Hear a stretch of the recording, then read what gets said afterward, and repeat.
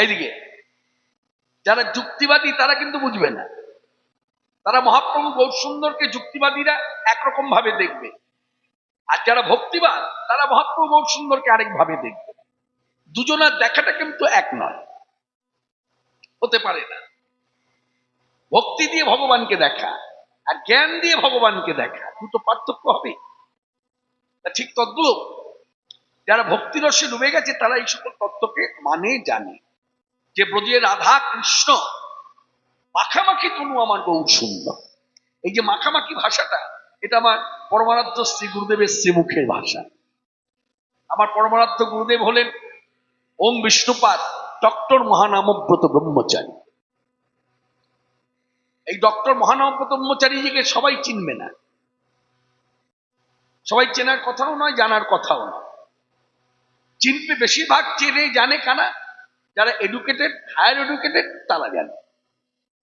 শিক্ষিত এবং উচ্চশিক্ষা শিক্ষিত যারা, তারা মহানামব্রত ব্রহ্মচারীকে চেনে, যে তিনি কি করেছিলেন কি ইত্যাদি। আপামর জনসাধারণ নাও চিনতে পারে, কিন্তু আমি সবার মধ্যে দাঁড়িয়ে বলবো এই ডক্টর ব্রহ্মচারীজির অগাধ পাণ্ডিত্য ছিল, কিন্তু ভগবত তত্ত্ব তিনি যখন মানে শাসনে বসতেন বলবার জন্য, তিনি মনস্থির করেই নিতেন যে সাধারণ মানুষ যেন আমার কথাগুলো বুঝতে পারে। যার জন্য তিনি প্রাঞ্জল ভাষায় ভাগবতীয় কথা বলেছে, সহজ সরল ভাবে, মানে সব শ্রেণীর মানুষ যেন বুঝতে পারে। যেমন গৌর তত্ত্ব বলতে গিয়ে কথাটা বলেছেন যে ব্রজের যে রাধা কৃষ্ণ কখনো মুখোমুখি কখনো পাশাপাশি, সেই ব্রজে রাধা কৃষ্ণ এবার মাখামাখি তনু আমার গৌর সুন্দর।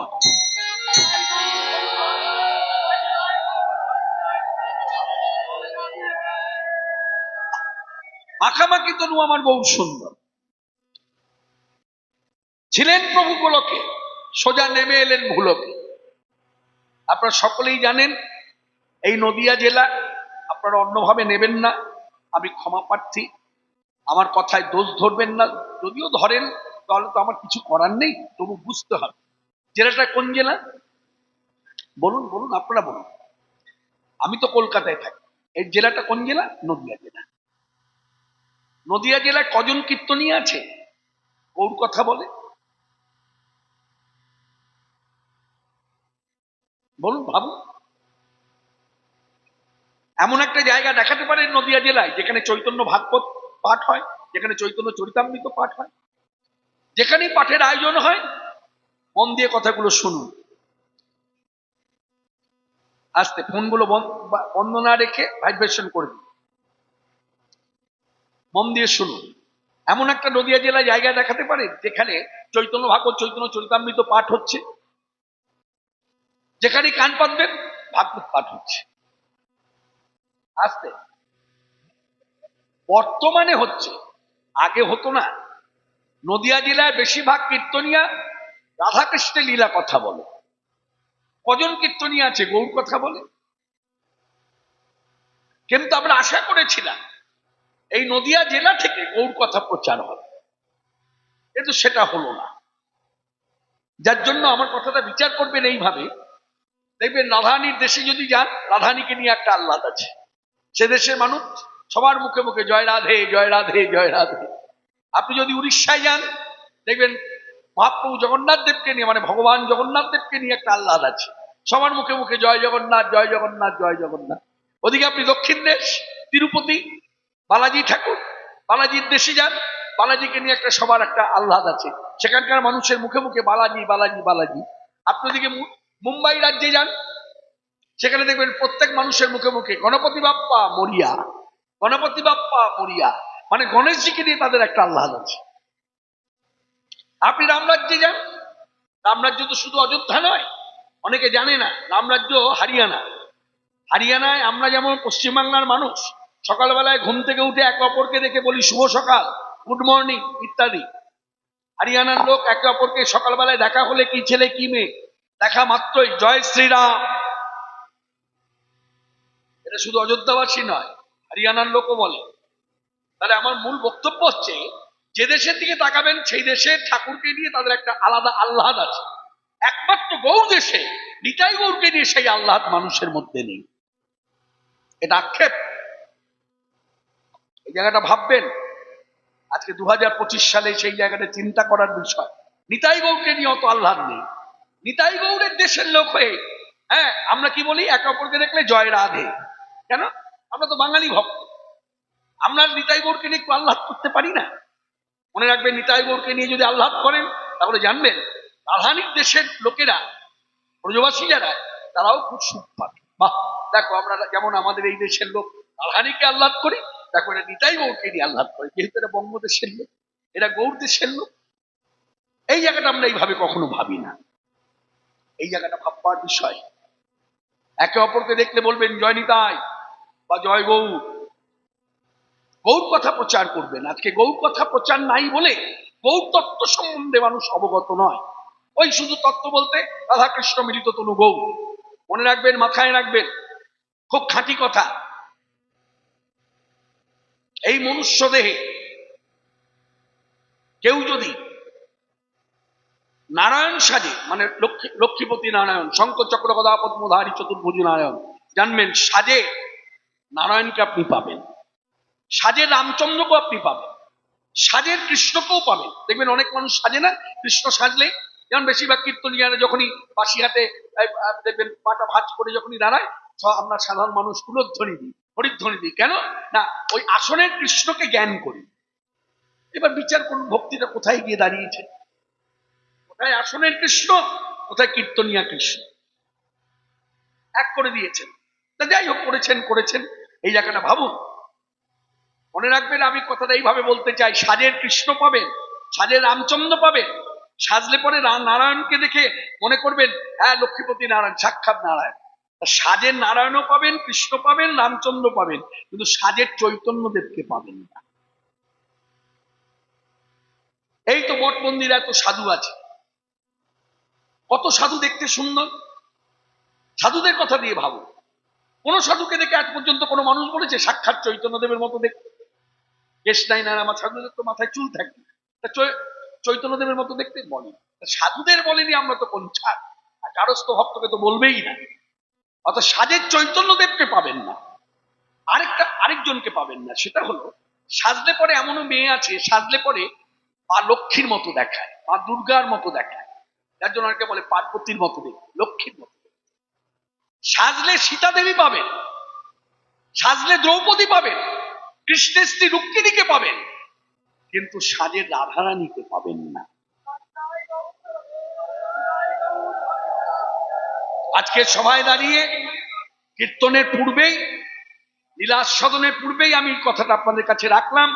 এই কথাটা নিয়ে ভাবুন, গভীরে যান, ভাবনায় গভীরে যান। লেখাপড়ায় গভীরে যেতে হবে না, ভাবনায় গভীরে যান।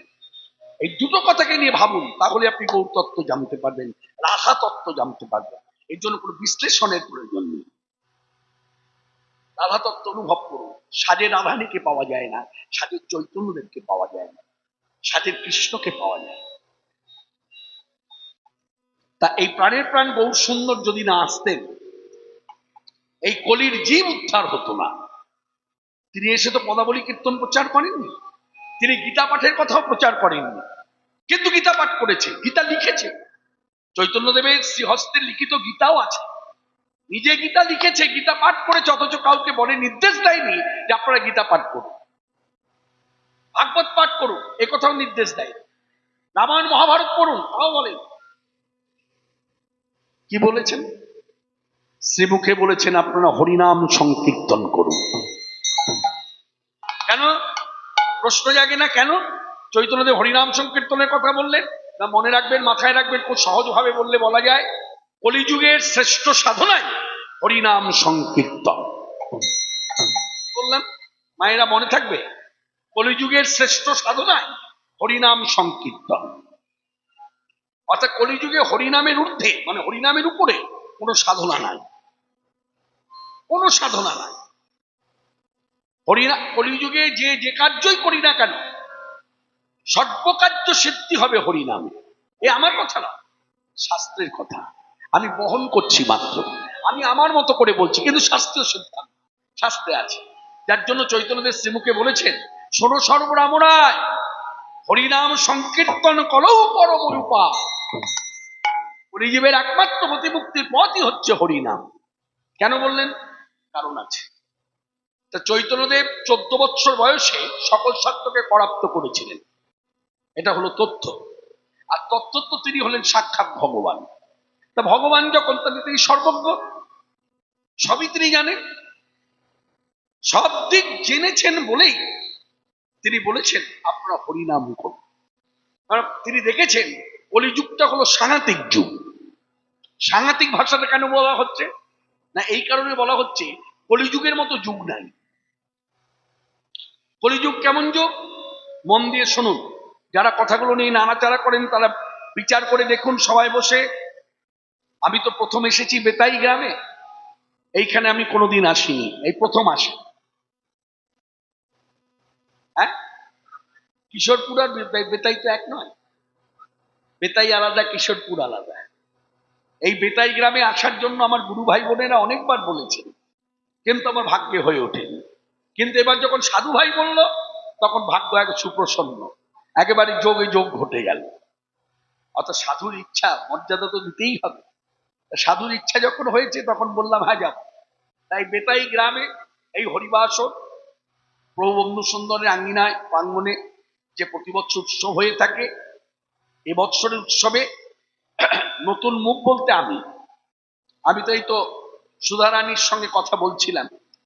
মাননীয় সুধারানী কীর্তন করে যখন ফিরছিল, তখন আমি ওকে বললাম যে তুমি তো অনেকবার এখানে এসেছো। বলতে হ্যাঁ, আমি অনেকবার এখানে এসেছি, মানে আমি এই প্রথম এলাম, জীবনে কখনো আসিনি। তাই জীবনে আসিনি, প্রথম এসেছি। প্রথম এসে আপনাদের কাছে বলছি কথাটা যদি কারো জানা থাকে বিচার করুন, ঠিক বলছে না ভুল বলছে। আর কথাগুলো যদি কেউ নাড়াচাড়া না করে থাকেন, মানে কোনোদিন না শুনে থাকেন, তাহলে মন দিয়ে শুনুন এবং সিদ্ধান্তকে মর্যাদা দিন। খুব খাঁটি সিদ্ধান্ত, এতটুকু ভুল নয়। কলিযুগ কেমন যুগ? এক, অন্নগত প্রাণ। অন্নগত প্রাণ কথার অর্থ, কলিযুগ হলো ভাতের যুগ। দুমুঠো ভাত খেয়ে মানুষ যে তৃপ্তি পায়, রাশি রাশি হালুয়া খেয়ে সেই তৃপ্তি হবে না। বলুন ঠিক না বেটি? হ্যাঁ, ঠিক বলেছি? এটা সেই যুগ, এটা হলো ভাতের যুগ। এক। দুই, কর্মময় জীবন। এই যুগে যে কাজ করবে তার খাওয়া জুটবে, যে কাজ করবে না তার খাওয়া জুটবে না। ব্যতিক্রম কোলের শিশু, দুরারোগ্য অনারোগ্য ব্যাধিতে আক্রান্ত, পঙ্গু, তাদের কথা আলাদা। ইহা ব্যতীত সুস্থ সবল শরীর, বয়স সীমা যাই হোক, তাকে কাজ করতে হবে, তবে খাওয়া জুটবে।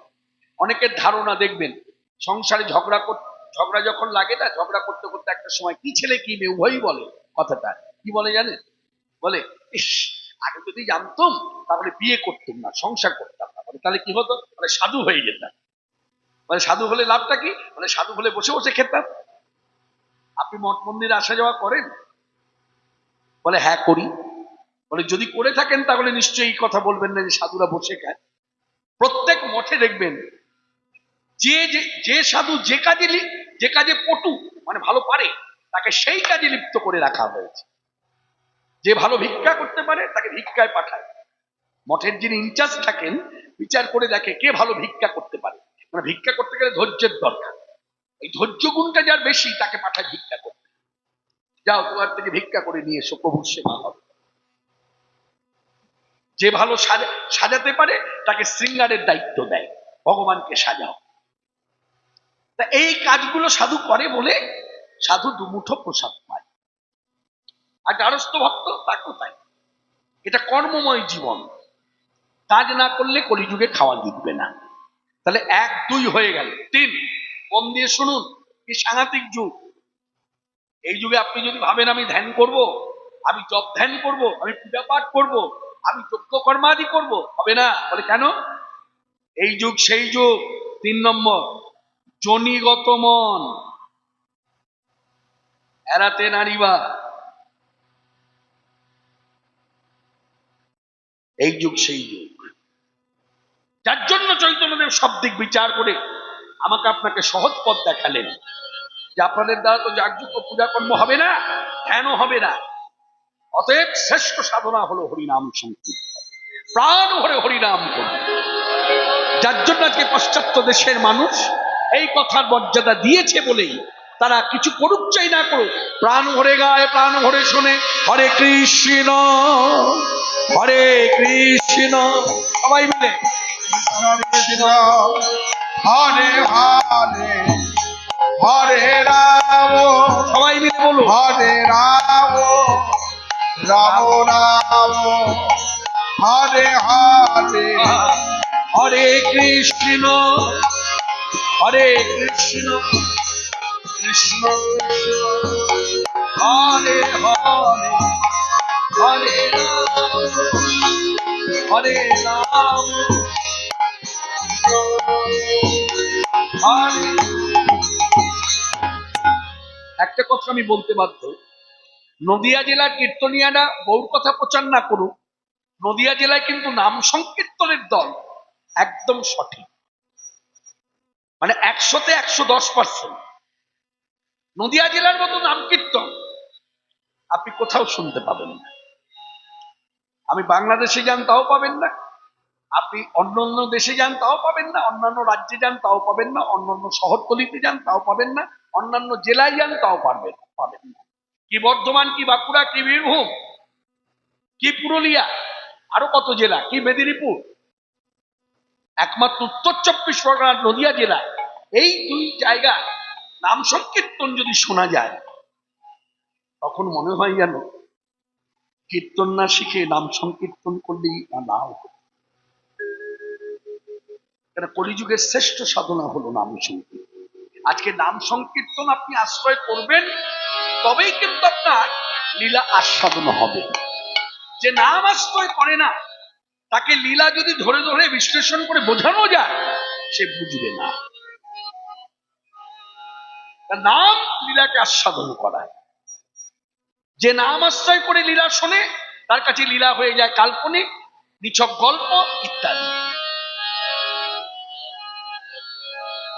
যার জন্য দেখছেন না বর্তমানে ইউটিউব চ্যানেলে রাসলীলা কোন পর্যায়ে গেছে, রাসলীলা কোন পর্যায়ে গেছে ভালো করে তাকিয়ে দেখুন। একটা ছেলে খেলা হয়ে গেছে, ছ্যাপলামি এসে গেছে।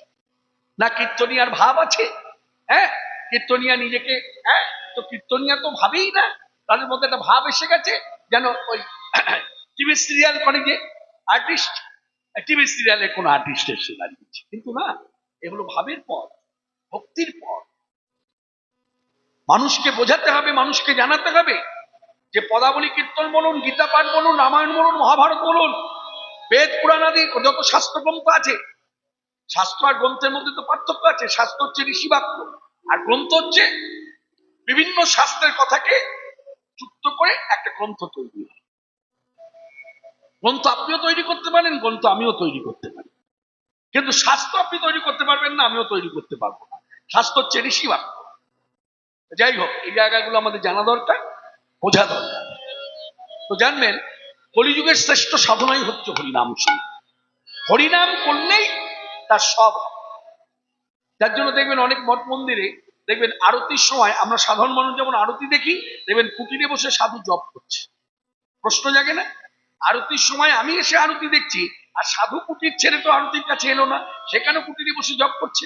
মনে রাখবেন ওই যে হরিনাম জপ করছে না, হরিনাম জপের মধ্য দিয়ে আরতি দর্শন হয়, হরিনাম জপের মধ্য দিয়ে ভগবানের খাওয়া হয়ে যায়, হরিনাম জপের মধ্য দিয়ে ভগবানের ঘুম হয়ে যায়, হরিনাম জপের মধ্য দিয়ে ভগবানের সর্বকার্য হয়ে যায়, হরিনামের মধ্য দিয়ে। আপনি হরিনাম করাটাকে সাধারণ কিছু ভাববেন না। আমাদের ভারতবর্ষের মাটিতে সনাতনী ধারায় বললে বলা যায় যত শাস্ত্র গ্রন্থ আছে, যত শাস্ত্রে যত মন্ত্রাদি আছে, সকল মন্ত্রের সার হচ্ছে হরিনাম।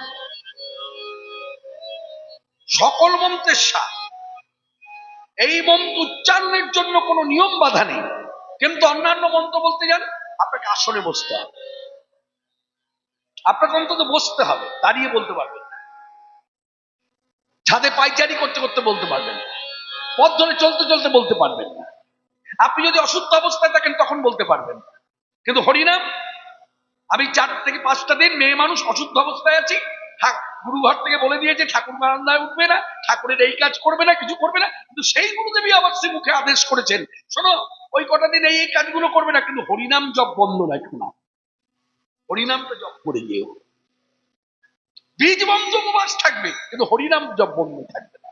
এইসব কথাগুলো জানবেন, শুধু কীর্তন শুনলে হবে না, এগুলো ভজনীয় কথা। এই জায়গাগুলো যত বেশি পোক্ত হবে, যত বেশি আপনার ভিত শক্ত হবে, তত লীলা আস্বাদন হবে। লীলা আস্বাদনের বস্তু, লীলা বোঝার বস্তু নয়, লীলা বর্ণনা করার বস্তু নয়, আস্বাদন, অনুভব। কারণ আমার গুরুদেব সুন্দর কথাটি বলেছেন, বলছে অনেকে বলে রাধা তত্ত্ব বলো, রাধা তত্ত্ব। গুরুদেব বলছে রাধা তত্ত্ব বলবো, তুমি আমাকে বলছো বলতে, আর আমি কি বলবো তোমায়, আমি বলবো আপনি শুনবেন, কথা বলবো। বলে কেন বলতে পারি না জানো? বলে কেন? বলে রাধা তত্ত্বামৃত কণা, রাধা তত্ত্বামৃত কণা, রাধা তত্ত্বামৃত কণা, রাধা তত্ত্বামৃত কণা, সবার হৃদয়ে পূরণ হয় না শ্রীরাধার কৃপা বিনা, সবার হৃদয়ে স্ফুরণ হয় না শ্রীরাধার কৃপা বিনা, সবার হৃদয়ে স্ফুরণ হয় না রাধা তত্ত্বামৃত কণা। রাধা তত্ত্বামৃত কণা মানে রাধা তত্ত্বের এক কণাও বলতে পারবো না। কেন পারবো না? না, এই কথা সবার হৃদয়ে স্ফুরণ হয় না শ্রী রাধার কৃপা বিনা। রাধারানী যদি কৃপা না করে রাধা তত্ত্ব বলতে পারবে? হ্যাঁ, রাধারানী কৃপা না হলে বলা যায়? মাননীয় ভক্তগণ, আজকে সভায় দাঁড়িয়ে আমি কথাটা বলবো, এই হরিনাম করবার জন্য কোনো নিয়ম বাধা নেই, কোনো জায়গায় কোনো কিছু বলা নেই যে হরিনাম করতে গেলে না খেয়ে করতে হবে। হরিনাম করতে গেলে অন্তত সকালবেলায় স্নানের পর করতে হবে, স্নানের পর যদি না হয় সন্ধ্যার মধ্যে সেরে ফেলতে হবে, সন্ধ্যে যদি না হয় রাত্রের মধ্যে সেরে ফেলতে হবে, অধিক রাত্রে বলা যাবে না, এরকম কোনো নিয়ম বাধা নেই। এই কথার উপরে দাঁড়িয়ে একটা গান বেঁধেছিলেন একজন সন্ন্যাসী, তার নাম পূজ্যপাদ শিবানন্দ গিরি মহারাজ। এই গানটি তার গান, এই গানটি তিনি সুন্দর করে গাইতেন। পথ চলিতে আর বলিতে, পথ চলিতে আর বলিতে, পথ চলিতে আর বলিতে, পথ চলিতে আর বলিতে, তুমি গাও হরিনাম, হরিনাম, হরিনাম।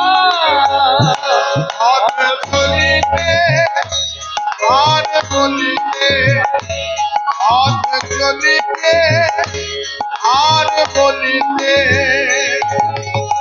সন্মুখে রাধা রাত্রি, তুমি যে পথ যাত্রী, সন্মুখে রাধা রাধে, তুমি যে পথ জানতে, সন্মুখে রাধা রাত্রি, তুমি যে পথ যাত্রী, সন্মুখে রাধা রাধে, তুমি যে পথ জানতে, পথ চলিতে হরিনাম, কথা বলিতে হরিনাম, পথ চলিতে হরিনাম, কথা বলিতে হরিনাম, হরিনাম, হরিনাম। পথ চলিতে আর বলিতে, পথ চলিতে আর বলিতে, প্রতি নিঃশ্বাসে দৃঢ় বিশ্বাসে প্রতি আশ্বাসে গাহ হরিনাম। প্রতি নিঃশ্বাসে দৃঢ় বিশ্বাসে প্রতি আশ্বাসে হরিনাম। প্রতি নিঃশ্বাসে দৃঢ় বিশ্বাসে প্রতি আশ্বাসে গাহ হরিনাম। প্রতি নিঃশ্বাসে দৃঢ় বিশ্বাসে প্রতি আশ্বাসে হরিনাম। তুমি গান হরিনাম, তুমি গান হরিনাম। পথ চলিতে আর বলিতে, পথ চলিতে আর বলিতে। তাহলে হরিনাম করার জন্য কি দরকার, মানে কি প্রয়োজন? জীবে নিয়ম তো লাগে না, বুঝলাম, যে কোনো সময় করা যায়, বেশ। তাহলে কিভাবে করব? ভবে আসিয়া ভাবে ভাসিয়া প্রেমে মাতিয়া গাহ হরিনাম। ভবে আসিয়া ভাবে ভাবিয়া প্রেমে ভাবিয়া গাহ হরিনাম। দেখবেন পদাবলী কীর্তন যেই করুক, বক্তা যেই হোক, যে নামেরই হোক, ছেলে হোক মেয়ে হোক, পদাবলী কীর্তন যদি একটু এদিক থেকে ওদিক হয়ে যায়, কি লয়ে কি সুরে, দেখবেন অনেক মানুষ সমালোচনা করে। গাইছে ভদ্রলোক ভালোই, কিন্তু সুরের জায়গাটা কেমন যেন একটু নড়বড়, বেশ সুর, লয়ের জায়গাটা কি যেমন যেন একটু নড়বড়, দেখবেন নিন্দা চর্চা শোনা যায়। বলুন তো বুকে হাত দিয়ে, আজ পর্যন্ত ভাগবত পাঠের নিন্দা চর্চা শুনেছেন? বা হরিনামের নিন্দা চর্চা শুনেছেন? কোন জায়গায় হরিনাম হচ্ছে, সেই হরিনাম শুনে মানুষ নিন্দা চর্চা করছে, হরিনাম ভালো হচ্ছে না। মনে রাখবেন, হরিনামের নিন্দা চর্চা করা মানে অপরাধ, আর ভাগবত পাঠে নিন্দা চর্চা করা মানে অপরাধ। ভাগবত বক্তা যেই হোক, পাঠ যে করছে, কি পাঠ করছে? ভাগবত। ভাগবত কাল বলুন, সুখদেব কথিত ভাগবত কোথায় বসে বলছে? ব্যাসাসনে বসে বলছে। হরে কৃষ্ণ। তাহলে ভাগবতের নিন্দা চর্চা করা অপরাধ, আর হরিনাম শুনে হরিনামের নিন্দা চর্চা করা অপরাধ। কিন্তু কীর্তন শুনে যদি আপনি নিন্দা চর্চা করেন, এতে কোনো অপরাধ নেই। আমি কি বোঝাতে চাই কি বুঝতে পারছেন? এই জায়গাগুলো কিন্তু মনে রেখে দেবেন। জানি না এই প্রসঙ্গ নিয়ে আলোচনা আপনাদের এখানে হয় কিনা। হরিনামের ঊর্ধ্বে গীতা পাঠও নয়, হরিনামের ঊর্ধ্বে ভাগবত নয়, হরিনামের ঊর্ধ্বে বেদ পুরাণও নয়, হরিনামের ঊর্ধ্বে পদাবলী কীর্তনও নয়। অর্থাৎ কলি জীবের প্রত্যেকটি মানুষের উচিত, কি ছেলে কি মেয়ে, হরিনামকে আশ্রয় করা। দিনন্ত আমার কিছু হোক চাই না হোক, কবিতার মতো করে হলেও হরিনাম করতে হবে। হয়তো আমার পূজা পাঠ হলো না, সবার দ্বারা পূজা পাঠ হয় না। যেমন এই যে আমি কীর্তনে ঘুরে বেড়াই, আজকে এখানে কাল সেখানে, এই যে ঘুরছি দলবল নিয়ে, তাহলে আমার বাড়ির পূজা অর্চনা করে কে? বৃদ্ধা মা। তাহলে আমার দ্বারা হলো না? সবার দ্বারা সব কাজ হয় না। এই জন্য বিচলিত হবার কিছু না। এমনকি এইভাবে বলতে চাই, ধরুন আপনার গুরু দীক্ষাও হলো না, কলিযুগে মনুষ্য জন্ম পেয়েছেন, কি ছেলে কি মেয়ে উভয়ের ক্ষেত্রেই বলি, ধরুন আপনার গুরু দীক্ষা হলো না, অনেকে বিচলিত হয়ে পারে, আমার জীবনে গুরু দীক্ষা হলো না, হায় হায় আমার কি হবে। মনে রাখবেন, আপনার গুরু দীক্ষা হয়নি যেমন সত্য, আপনি হরিনাম আশ্রয় করে আছেন, বলছে হ্যাঁ, বলে আপনার কোনো চিন্তা নাই, আপনি ভবসিন্ধু পাবেন। কথাটা মানবেন জানবেন, গুরুচরণ আশ্রয় করে যে হরিনাম করে না, সেও ভবসিন্ধু পার হতে পারে না। গুরুদেবের দেওয়া বীজ মন্ত্র জপ করে, কিন্তু সংখ্যা ধরে কখনো হরিনাম জপ করে না। তার ধারণা বীজ জপ করি, এর ঊর্ধ্বে আর কি হতে পারে। আমি তো অনেক কিছুই করি, গুরু প্রণাম করি, বীজ জপ করি, হ্যাঁ, আর কি। মনে রাখবেন, একটা দিন যদি বীজ উপবাস যায় তাতেও কোনো ক্ষতি নাই, কিন্তু একটা দিন যদি মানুষের এই আধ্যাত্মিক জগতে হরিনাম জপ না হয়, তাহলে আজকের দিনটাই বৃথা। বুঝতে পারলাম? কোনো জায়গায় এই কথা শুনতে পাবেন না, কোনো কীর্তনিয়া বলবে না আপনাদের এই জেলায় এত কীর্তন হয়, কোনো জায়গায় শুনেছেন বলা বলি কীর্তনিয়া চুক্তিবদ্ধ হয়ে হরিনামের উপরে এত জোর দিয়ে কথা বলা? সবাই কীর্তনকে প্রাধান্য দেবে কেন না? আমি হরিনামকে যদি জোর দিতে বলি, পরবর্তীকালে যদি কেউ কীর্তন শুনতে না আসে। আমার মূল বক্তব্য হচ্ছে কীর্তন শুনুন, ভাগবত পাঠ শুনুন, গীতা পাঠ করুন, গীতা পাঠ শুনুন, রামায়ণ মহাভারত বেদ পুরাণ সব কথা শুনুন, কিন্তু হরিনামকে আশ্রয় করে শুনুন।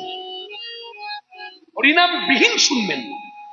হরিনাম বিহীন শোনা মানে, যদি আপনি 4 ঘন্টা বসে ভাগবত পাঠ শোনেন, হরিনাম করেন না, জপ করেন না, তাহলে আপনার ভাগবত পাঠ শোনাটাও বৃথা।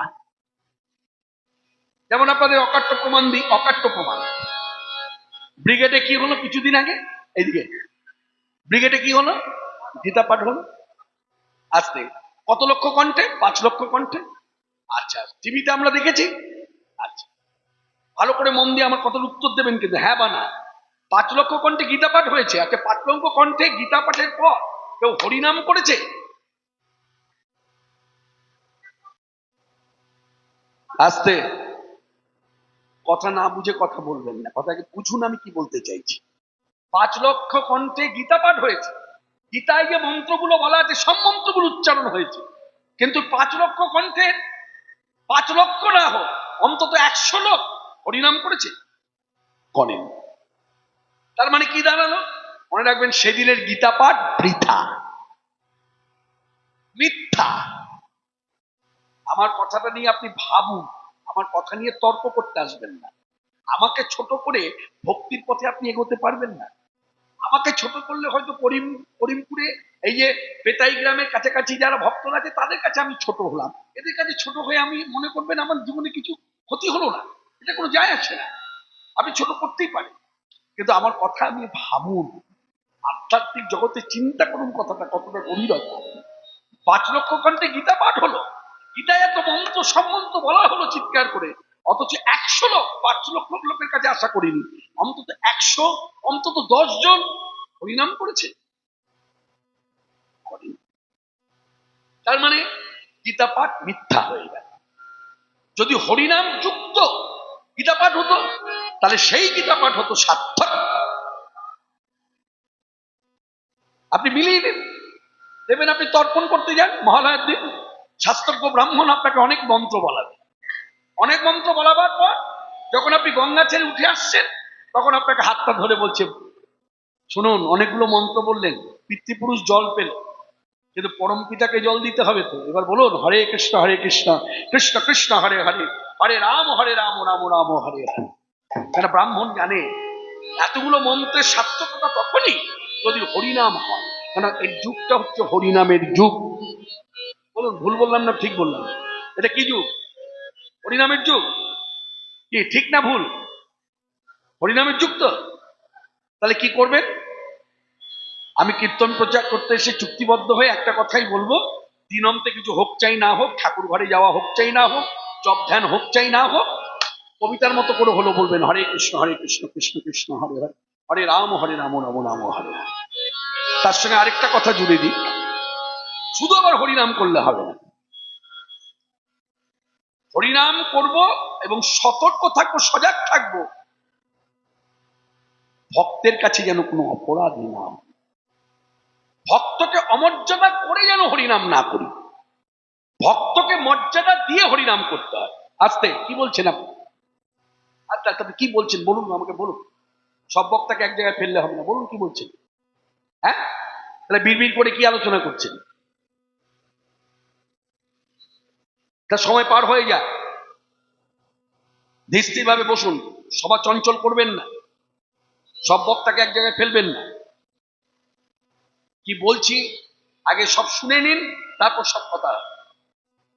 ভুলে গেলাম কি বলছিলাম, ভাবের কথা কি যেন বলছিলাম।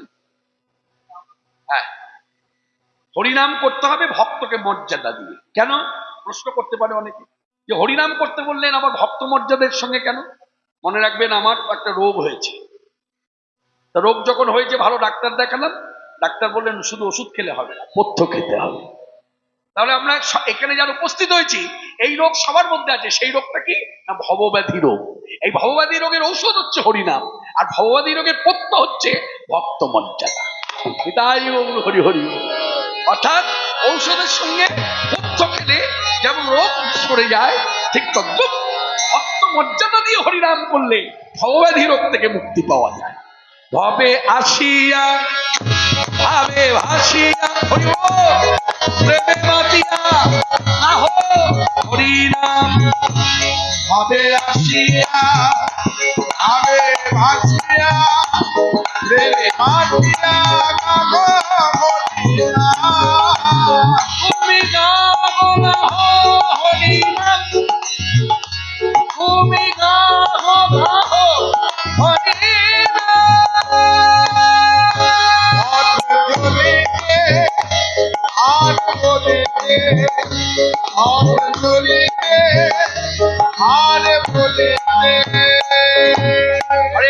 হরে কৃষ্ণ কৃষ্ণ কৃষ্ণ হরে হরে, হরে রাম রাম রাম হরে হরে।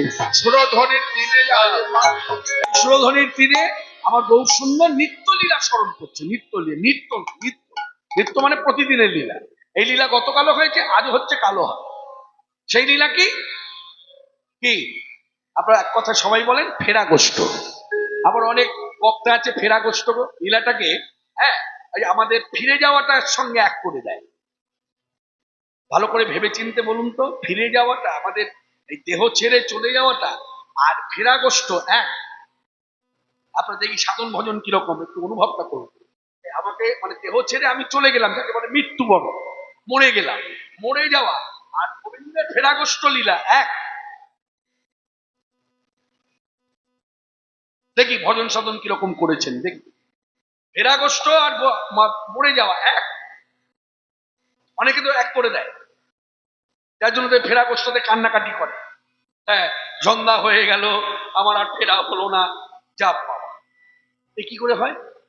ফেরা গোষ্ঠের সময় হই হুল্লোড় হচ্ছে, আনন্দ করতে করতে ঘরে ফিরছে, ধুলা উঠছে, এ ওর কাঁধে চাপছে, আবার হবে খেলা, আবার হবে, আজকের মতো খেলা হলো সারা, এবার ঘরে ফেরার পালা। এ তো আনন্দ। কি করে ওই মরা আর ফেরা গোষ্ঠ এক হয়? মনে রাখবেন, মাথায় রাখবেন, এই জায়গাগুলো অনুভব করুন, তাহলে দেখবেন আমার কথাটা মিলে যাচ্ছে। সুরধ্বনির তীরে আজে বাজলো রে মাদল, সুরধ্বনির দিনে আজ বাজলো রে মাদল। হ্যাঁ সুরধ্বনির তীরে আজ বাজলো মাদল। হরিনাম হচ্ছে, হরিনামের খেলা হচ্ছে, খুব সুন্দর নৃত্য করছে। আর তার পাশে আজ সুরধ্বনির তীরে বাজলো রে মাদল, সুরধ্বনির দিনে আজ বাজলো রে মাদল।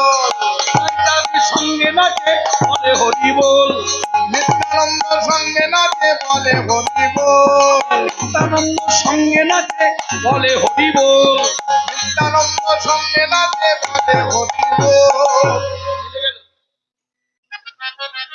ফেরা গোষ্ঠ যদি দুঃখের হতো তাহলে মহাপ্রভু এইভাবে নৃত্য করতো না? কি করতো না? হাসতো? কোনটা? আপনি কি মহাপ্রভুর ঊর্ধ্বে?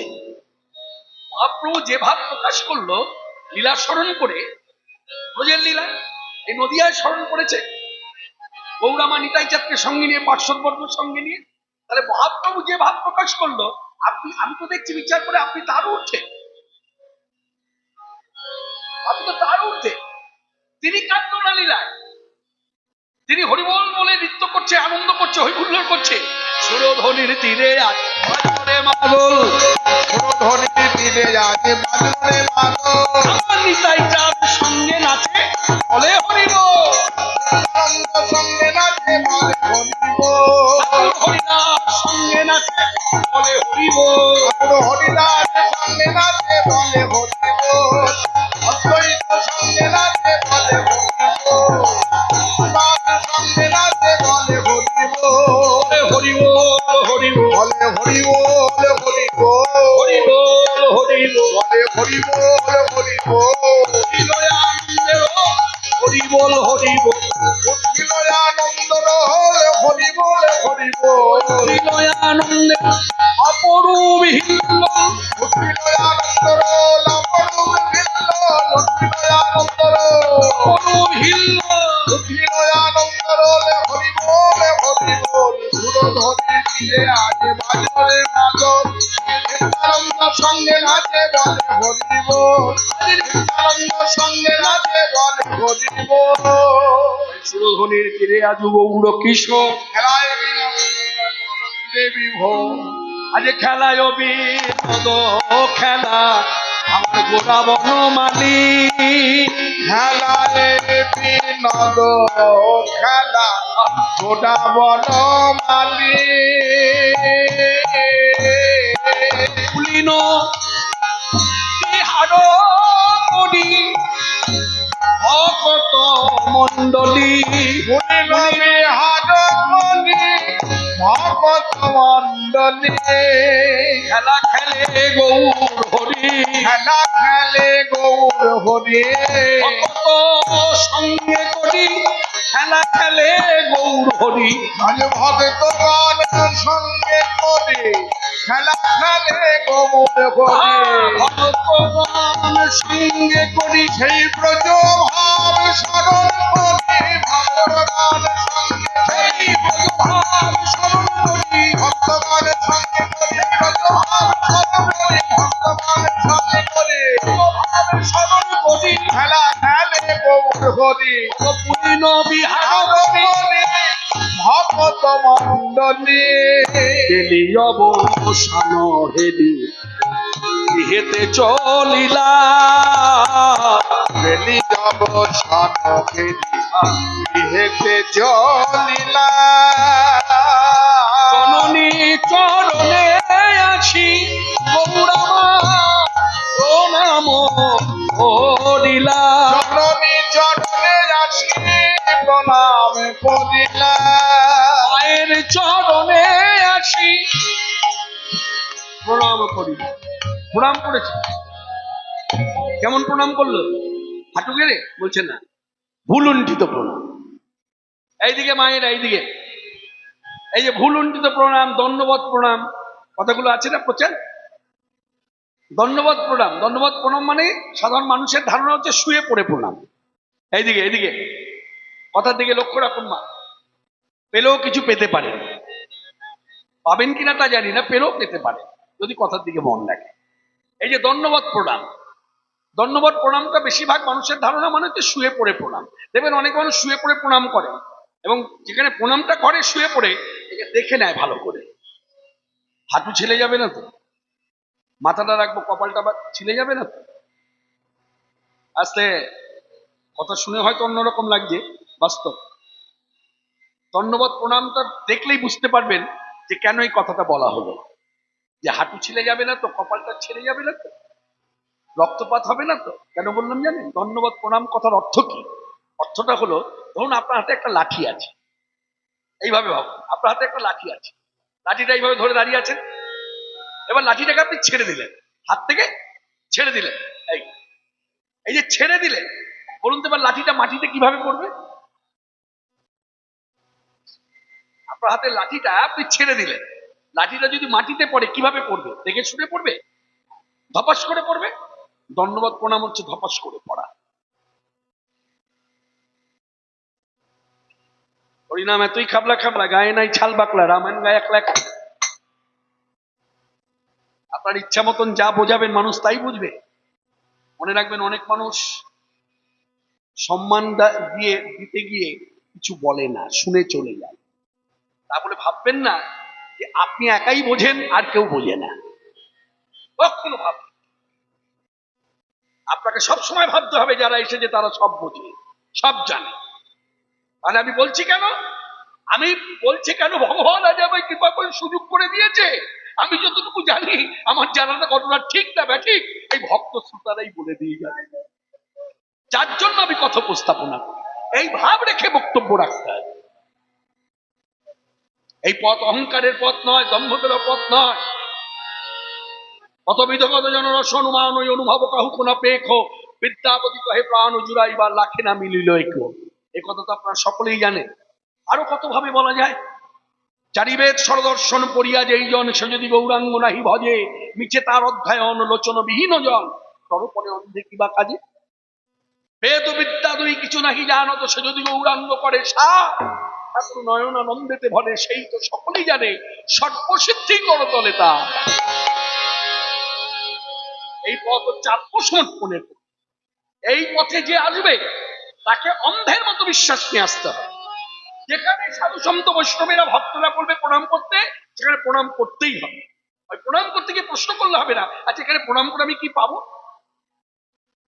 এখানে প্রণাম করে আমি কি পাবো যে আমাকে প্রণাম করতে বলছেন, আর কি এমন আছে এখানে প্রণাম করতে হবে। এই যখনই আপনি এই প্রশ্ন জাগলো বা এই প্রশ্ন করে বসলেন, জানবেন আপনার এই পথে আসাটা বৃথা হয়ে গেল। এই পথে আসলে ভাবটা রাখতে হবে শিশু সারল্য ভাব। শিশু যেমন মায়ের স্তনের দুধ খায়, তখন জানে আমি দুধ খাচ্ছি। সেই শিশু যখন অ্যাডাল্ট হয়, তখন সে জানতে পারে মায়ের স্তনে শুধু দুধ নয়, দুধের সঙ্গে রক্ত আছে। রক্তের কথা জানিয়েছে কে? রক্তের কথা জানিয়েছে সিরিঞ্জ। আর দুধের কথা জানিয়েছে কে? শিশু। অর্থাৎ এখানে কি বোঝা গেল? ডক্টর ব্রহ্মানন্দ ব্রহ্মচারী বলছেন, শিশু আস্বাদন করে তাই দুধ পায়, আর সিরিঞ্জ ফোটে তাই রক্ত পায়। তাই মাননীয় ভক্তগণ, ফেরাগোষ্ঠ লীলা আস্বাদনের আগে বক্তা শ্রোতা উভয়কে বিচার করতে হবে কিভাবে শুনবো। যদি সিরিঞ্জের মতো শুনি তাহলে গোটাটাই রক্ত পাবো, আর যদি শিশুর মতো শুনি তাহলে দুধ পাবো। এই যে বলবার কথা নয়, বলবার কথা নয়, বলবার কথা নয়, যে বলবার কথা নয়, শুধুই অনুভবের বিষয় বলবার কথা, যে শুধুই অনুভবের বিষয় বলবার কথা নয়, শুধুই অনুভবের বিষয়। গৌরগোবিন্দ লীলা মাধুরী, শুধুই অনুভবের বিষয়, লীলা মাধুরী, শুধুই অনুভবের বিষয় গোবিন্দ লীলা মাধুরী বলবার কথা নয়। জননী চরণে আছি গৌরামার নাম করিলা, জননী চরণে আছি প্রণাম করিলাম। যেই মায়ের কাছে এসে মাকে প্রণাম করেছি গৌর সুন্দর, তা সারাদিন খেলা খেলেছে তো মাঠে, গোষ্ঠে মাসে থেকে, তা মাঠে খেলা খেলেছে, ধুলো বালি গায়ে মাখা। ধুলা দেখে আমার শচী ঠাকুরানী ঠাকুর নরহরিকে ডেকে বলছে, নরহরি, ও নরহরি, আমার এই ছেলের অঙ্গে ধুলা লাগলো কি করে? তুই কি ওর সঙ্গে ছিলি না? হ্যাঁ, এত ধুলা মেখেছে কি করে? তখন নরহরি ঠাকুর বলছে, মাগো, এ ধুলা কেউ মাখিয়ে দেয়নি, আপনি ধুলা মেখেছে মা। ও যে আপনি ধুলা মেখেছে ও যে আপনি ধুলা মেখেছে মা, ও যে আপনি ধুলা মেখেছে মা। হরি নামে, হরি নামে গড়াগড়ি দিয়ে আপনি ধুলা মেখেছে মা। হরি নামে গড়া করে দিলে আপনি ধুলা মেখেছে মা। হরি নামে গড়াগড়ি দিয়ে হরি হরি বলে কেঁদে কেঁদে, হরি নামে গড়া করে দিলে হরি বলে কেঁদে কেঁদে।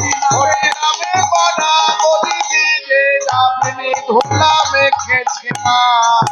তাহলে এত ভক্তের মধ্যে কাকে প্রশ্ন করলো? ঠাকুর নরহরিকে। আমি জানি না সবার মধ্যে যে মায়েরা এসেছেন, ভক্তগণ এসেছেন, প্রত্যেক ভক্তের উদ্দেশ্যে আমার বলা, আপনারা কে কিভাবে নরহরি ঠাকুরকে চিনে আছেন আমি জানি না। তবে আমি যতটুকু চিনতে পেরেছি আপনাদের সবাই দাঁড়িয়ে বক্তা হয়ে বলবো, ঠাকুর নরহরি হলো সেই ঠাকুর নরহরি, ইনি হলেন লোচনদাস ঠাকুরের দীক্ষা গুরু। যে লোচনদাস ঠাকুরের পদ পদাবলী আপনারা শুনে অভ্যস্ত, সেই লোচনদাস ঠাকুরের দীক্ষা গুরু হলো নরহরি ঠাকুর। এর থেকেও বড় কথা কি জানেন? এই ঠাকুর নরহরি তত্ত্ব বিচারে যেমন রাধার ব্রজের লাদিনী শক্তি রাধা, ঠিক তদ্রুপ সেইভাবে রাধানীর সখী নাম বৃন্দাবনে মধুমতি সখী, এই কলিযুগে নরহরি ঠাকুর। শুধু তাই, এই নরহরি ঠাকুর প্রথম মহাপ্রভু গৌরসুন্দর যে সাক্ষাৎ কৃষ্ণ, এটা তিনি চিনেছিলেন, দেখেছিলেন। জানবার পর দেখবার পর তিনি প্রথম গৌরমন্ত্রে দীক্ষা নিয়েছিলেন।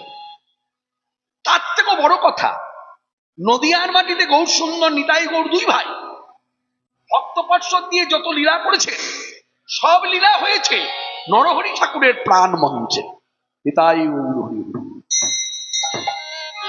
এই নরহরি ঠাকুর প্রথম গৌর সুন্দরকে যখন জানতে পারলেন সাক্ষাৎ কৃষ্ণ, জানতে পেরে তিনি একটি পদ রচনা করলেন, যে পদের প্রচার আপনাদের নদিয়া জেলায় খুব কম।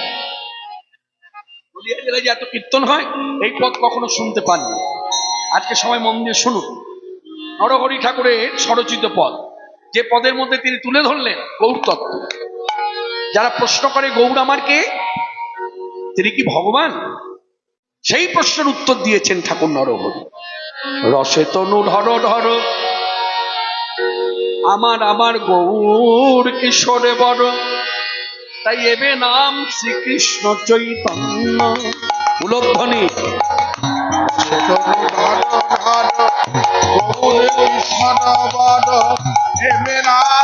শ্রীকৃষ্ণ চৈতন্য।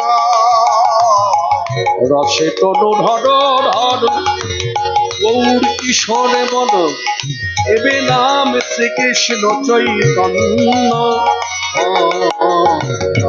তনু ঢাল ঢাল গৌর কৃষ্ণ বর, এবে নাম শ্রীকৃষ্ণ চৈতন্য।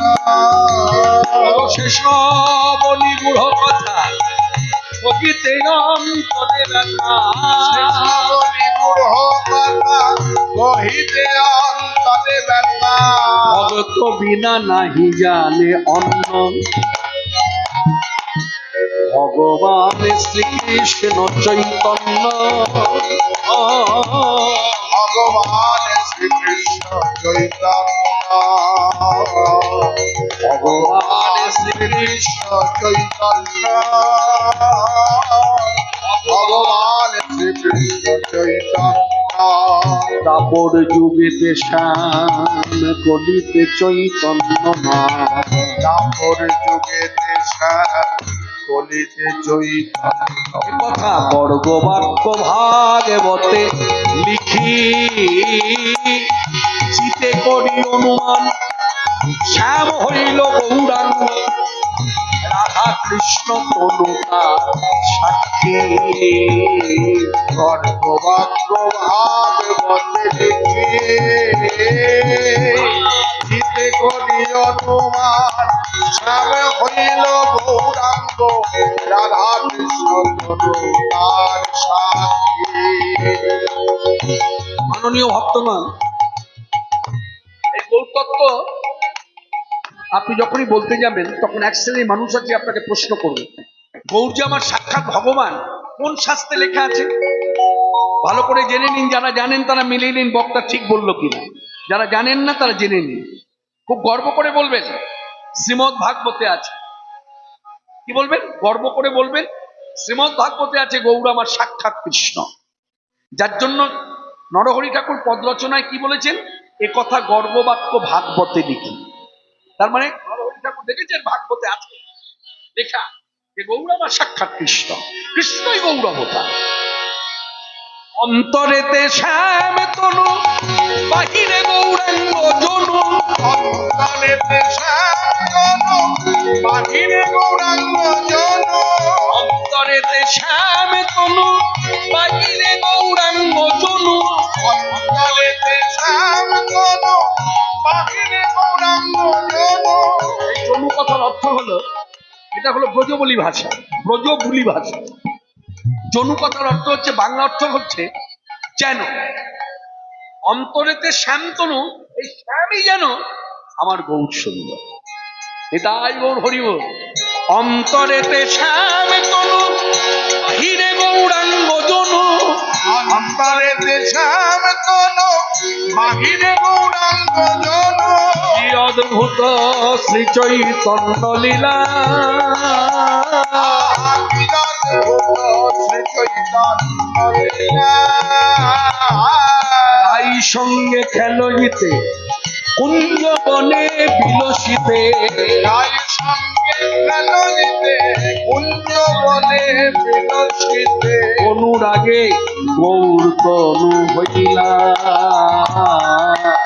অনুরাগে গৌর তনু হইলা। অনুরাগে গৌর তনু হইলা। কহিবার কথা নয়, কহিলে কি জানি হয়।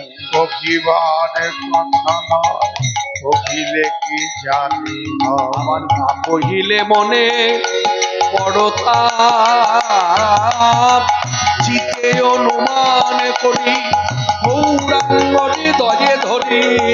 নরহরি বড় বিলা হরি ঘট যে বিলা হর হরি ঘট যে বিলা তো আক্ষেপ করে বলছেন, আখরটা সময় মন দিয়ে শুনুন, এটা হলো আক্ষেপের কথা। কি আক্ষেপ? কারে কহি বিবরণ, এ কথা কারে কবি বিবরণ কথারে কারে কহি বিবরণ, কথা কারে কবি বিবরণ কথা শুনিবে বা কোন জন, না কহিলে ফাটে মন, কথা শুনিবে বা বলে যান না কহিলে ফাটে মন। কথা শুনিবে বা বলে যান কারে কবি বিবরণ ঠাকুর নরহরি যেন বলতে চায় যে আমি কাকে বলবো? কে শুনবে আমার গৌর তত্ত্ব? কে বুঝবে যে গৌরী আমার সাক্ষাৎ কৃষ্ণ? তাই এ কথা যদি বলতে না পারি, আমার বুকের ভেতরটা ফেটে যাচ্ছে। তাকে বলে আক্ষেপের কথা। কারে কহি বিবরণ, এ কথা শুনিবে বা কোনজন, না কইলে ফাটে মন। ভগবান শ্রীকৃষ্ণ চৈতন্য, ভগবান শ্রীকৃষ্ণ চৈতন্য এই সেই ঠাকুর নরহরি, যাকে ডেকে পার্শ্বচী ঠাকুরানী জিজ্ঞাসা করলেন, হ্যাঁ রে, এই ধুলা কে মাখালো? বলে আপনি ধুলা মেখেছে মা। ওকে আপনি ধুলা মেখেছে মা কেউ মাখিয়ে দেয়নি, ও নিজেই মেখেছে। বলে কি করে? হরিনাম গড়া বলি দিয়ে, হরিনামে গড়া বলি দিয়ে, মুখে হরি হরি হরি হরি নামে বরা হরি দিলে হরি হরি হরি বলে হরি নামে বরা হরি দিলে আপনি ধুলা মেখেছে মা ধুলায় ধূসর অঙ্গ গদ গদ ভাত রাধা মোহন পদ করত হীরা, রাধা মোহন পদ করত হীরা। এই রাধামোহন ঠাকুর হলো মুর্শিদাবাদ জেলার বৈষ্ণব পদপদ। আসতে মুর্শিদাবাদ জেলায় দুজন বৈষ্ণব পদকর্তা খুব পরিচিত নাম। একজন হলো রাধামোহন ঠাকুর, আরেকজন হলো মধ্যযুগের কবি বাংলার বৈষ্ণব পদকর্তা গোবিন্দ দাস। গোবিন্দ দাস আর রাধামোহন ঠাকুর মুর্শিদাবাদ জেলায়। কিন্তু আপনারা জেনে রাখুন, জানি না এই কথা আপনারা কজনা জানেন, তবু আমার বলার ইচ্ছা করছে, বলি সবার মধ্যে দাঁড়িয়ে। এই যে কীর্তনে আমরা কীর্তনিয়ারে এত পদবলি বলি, বেশিরভাগ পদকর্তার জন্মস্থান হচ্ছে পূর্ব বর্ধমানে। কোন জেলার কথা বললাম মায়েরা? পূর্ব বর্ধমান। আচ্ছা, পূর্ব বর্ধমানে কত সংখ্যক জন্ম নিয়েছে বৈষ্ণব পদকর্তা? অঙ্কের বিচারে, তথ্যগত বিচারে বলছে 400 বৈষ্ণব পদকর্তার জন্ম। কত? 400। মনে থাকবে তো? এই তথ্যগুলোকে মনে রাখবেন। এই যে এত পদাবলী শোনেন, জ্ঞানদাস, বলরাম দাস, বাসুদেব ঘোষ, এই যে এত পদকর্তার নাম শুনতে পান, নতুন দাস ঠাকুর, নরহরি ঠাকুর, বেশিরভাগ পদকর্তার জন্মস্থান হচ্ছে পূর্ব বর্ধমানে। 400 বৈষ্ণব পদকর্তার জন্মস্থান। তা এই পদকর্তা হচ্ছে মুর্শিদাবাদ জেলার। হ্যাঁ, ভগবানের সেইখানে দেখবেন এই নিয়মগুলো মানা হয়। এবং আরেকটা জিনিস আপনাদেরকে বলে দিই, এগুলো মানবেন, এতে ভক্তি কখনো নষ্ট হবে না। আমি যে কথাগুলো বলবো তাতে আপনাদের ভক্তি কখনো নষ্ট হবে না, যদি মেনে চলতে পারে। সেটা কি জানেন? ভগবানের দাস যখন ভগবানের কথা বলবে না, তারা ভগবানের দাসই তো ভগবানের কথা বলে। ভগবান নিজের কথা তো নিজের মুখে বলতে পারে না। তার প্রমাণই হচ্ছে গীতা। ভগবানের রূপের বর্ণনা ভাগবতে, ভগবানের গুণে মাধুর্যের কথা ভাগবতে, আর গীতায় ভগবান শিক্ষামূলক কথা বলেছেন, নীতির কথা বলেছেন। যাই হোক, এসব কথাগুলো মানবেন। তা ভগবানের দাস যখন ভগবানের কথা বলবে, ভগবানের দাসের গলায় যে মালা পরানো হয় ভক্তি করে, সেই মালা যেন তার নাভির নিচে না নামে। এইদিকে কীর্তন শুনলে হবে না, আগে এই শিক্ষাগুলোকে ভেতরে গাঁথুন। মালা পরাতে গেলেও নিয়ম আছে। যিনি হরি কথা বলবেন, সে ছেলে বক্তা হোক মেয়ে বক্তা হোক, তার নাভির নিচে যেন মালাটা না নামে। নাভির নিচে মালা নামবে ভগবানের। হরে কৃষ্ণ। যার জন্য দেখবেন সদ্গুরু চরণ আশ্রয় যারা করেছে, হ্যাঁ, মানে যারা ভজন সাধন করে, এইরকম গুরু যারা, তারা দেখবেন মালা পড়াতে গেলে মালা আগে ভালো করে দেখে নেয়। যদি মালা নাভির নিচে নেমে যায়, দেখবেন দুটো ফুল ছাড়িয়ে নেয়। মালাটা যেন বুকের উপরে, নাভির উপরে থাকে। কেন? এখানে প্রমাণ করে আমি দাস। আর নাভির নিচে যেই মালা চলে যাবে, প্রমাণ হয়ে যাবে সে হলো সাক্ষাৎ ভগবান। এইদিকে কথাগুলো মানবেন, যত মানবেন তত ভক্তি ভাব বাড়বে। মানবেন না, ভক্তি বাড়বে না। তাহলে ভগবানের মালা হাঁটুর নিচে ছাড়িয়ে যাবে, যাকে বলে বনমালা। তা ভগবান যা করতে পারে সেটা কি দাস করতে পারে? আপনাদের জেলায় এখন কীর্তন কীর্তন প্রচার হয়, দেখবেন আমরা ঘরে বসে ইউটিউব চ্যানেলের মাধ্যমে দেখতে পাই। করিমপুরের অমুক জায়গা, নদিয়া জেলার অমুক জায়গা কীর্তন হচ্ছে। কীর্তনিয়া দেখবেন কীর্তন করে চূড়া পরে, তাতে আবার ময়ূরপুচ্ছ গোজা। আপনাদের কখনো প্রশ্ন জাগে না, যার মাথায় ময়ূরপুচ্ছ গোজা কীর্তনিয়া কীর্তন করছে, মাথায় চূড়া পরে, এই ময়ূরপুচ্ছটা কি তার দেওয়া উচিত হয়েছে? এইদিকে কেন দেওয়া উচিত হয়নি? প্রশ্ন জাগে, কিন্তু কখনো চূড়া থেকে এসে ময়ূরপুচ্ছটা খুলে নিতে পারেন না। কেন না, সেই ভক্তির তো সেই সাহস দরকার। যারা প্রকৃত ভক্তির পথে থাকে না, তাদের একটা এক্সট্রা সাহস থাকে। তারা কখনো লোক দেখে কথা বলে না, কে আমার কথায় দুঃখ পেল, কে আমার কথায় আসবে না কালকে শুনতে কীর্তন, এসব বিচার করে তারা কথা বলে না। তারা সঠিক যেটা সেটা বলে, যেটা মিথ্যা সেটা সেটা বলে না। তা আপনারা দেখেন, এই যে আপনারা বলছেন না ময়ূরপুচ্ছ গোজাটা ঠিক হয়নি, তাহলে ঠিক যখন হয়নি, তাহলে যখন কীর্তনিয়া কীর্তন করছে তার মাথা থেকে ময়ূরপুচ্ছটা খুলে নিচ্ছেন না কেন? সোজা ঢুকে যাবেন, ঢুকে গিয়ে বলবেন দাঁড়ান, আপনার মুখে কীর্তন শুনবো। চূড়া পরে কীর্তন করুন, তাতে বাধা নেই, কিন্তু চূড়ায় ময়ূরপুচ্ছ গুজে দেওয়া যাবে না। কেন না, আপনি কিন্তু বীর্যবান পুরুষ নয়। আপনি আমারই মতন একজন সংসারী মানুষ। আমার যেমন একটা ছেলে মেয়ে আছে, হ্যাঁ, দুটো ছেলে মেয়ে আছে, আপনারও একটা ছেলে মেয়ে আছে, অথবা আপনার আমার মধ্যে কোনো ভেদ নাই। কিন্তু ভগবান হচ্ছে বীর্যবান পুরুষ, তার যেটা শোভা পায় সেটা আপনার আমার শোভা পায় না।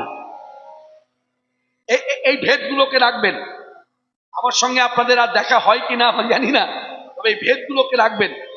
যত এই জায়গাগুলো সংশোধন করবেন, ভক্তির উন্নতি হবেই। সঠিকটা প্রচার করুন।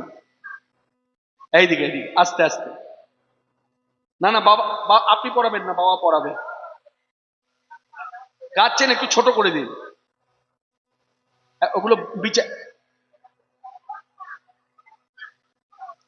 হ্যাঁ হ্যাঁ হ্যাঁ, পেছনে একটা গীত দিয়ে দিন, তালি হয়ে যাবে। যাই হোক, এই জায়গাগুলো যাই হোক, সবাই মিলে একবার বলুন হরে কৃষ্ণ হরে কৃষ্ণ হরে কৃষ্ণ হরে কৃষ্ণ কৃষ্ণ কৃষ্ণ কৃষ্ণ কৃষ্ণ হরে হরে হরে হরে হরে রাম হরে রাম হরে রাম হরে রাম রাম রাম রাম রাম হরে হরে। সবাই হ্যাঁ হ্যাঁ, সবাই মিলে বলুন হরিপুর জগৎবন্ধু হরিপুরুষ জগৎবন্ধু আয় উদ্ধার আয় উদ্ধার চারিহস্ত চন্দ্রপুত্র চারিহস্ত চন্দ্রপুত্র আকিটপত কীটপথ। প্রভু প্রভু প্রভু হে প্রভু প্রভু প্রভু হে অনন্ত অনন্ত আনন্দ প্রভু প্রভু প্রভু হে প্রভু প্রভু প্রভু হে অনন্তময়। হ্যাঁ, সবাই বলেছেন তো।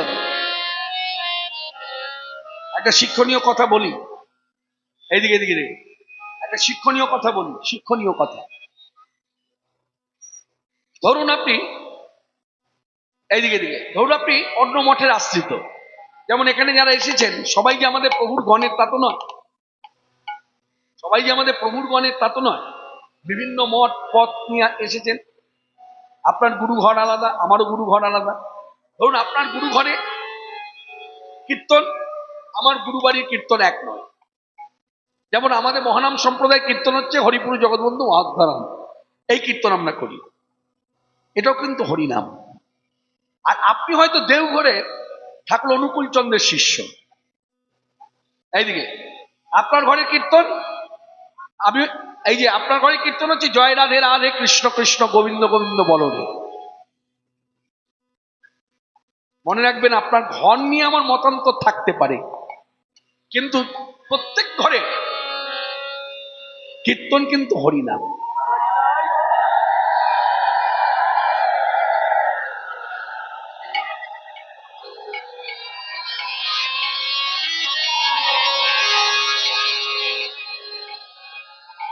হরিনাম নিয়ে কিন্তু কোনো মতান্তর থাকা উচিত নয়।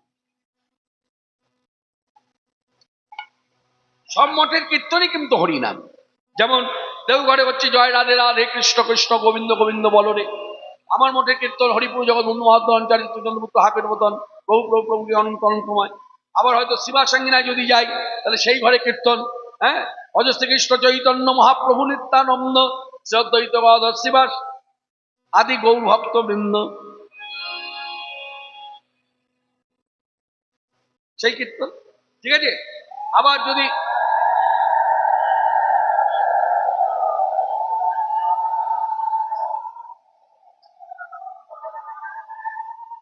অর্থাৎ বিভিন্ন সম্প্রদায়ের বিভিন্ন যে কীর্তন, সব কীর্তনই কিন্তু হরিনাম।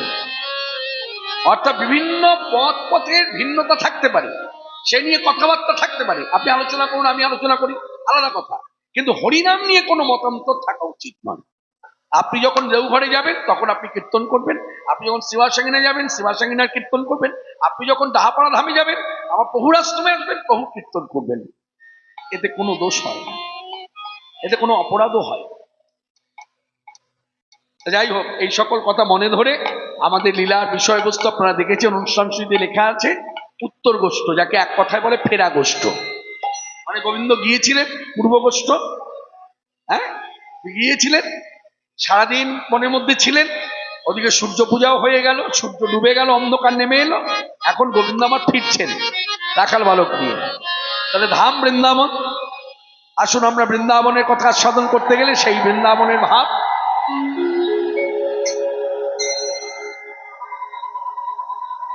হরিবোল হরিবোল হরিবোল।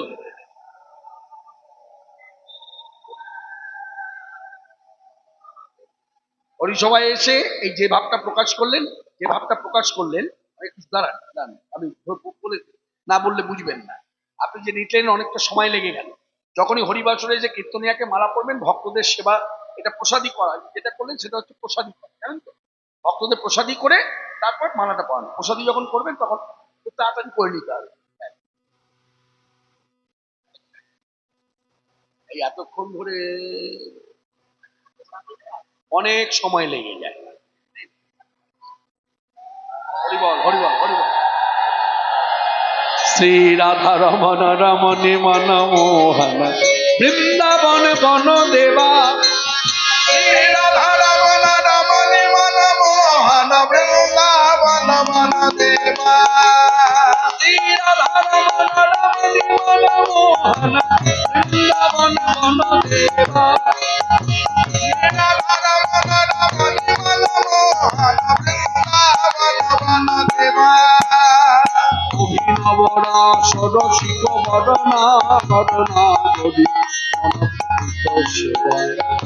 অভিনব রাসরসিক বদনা বদনা করি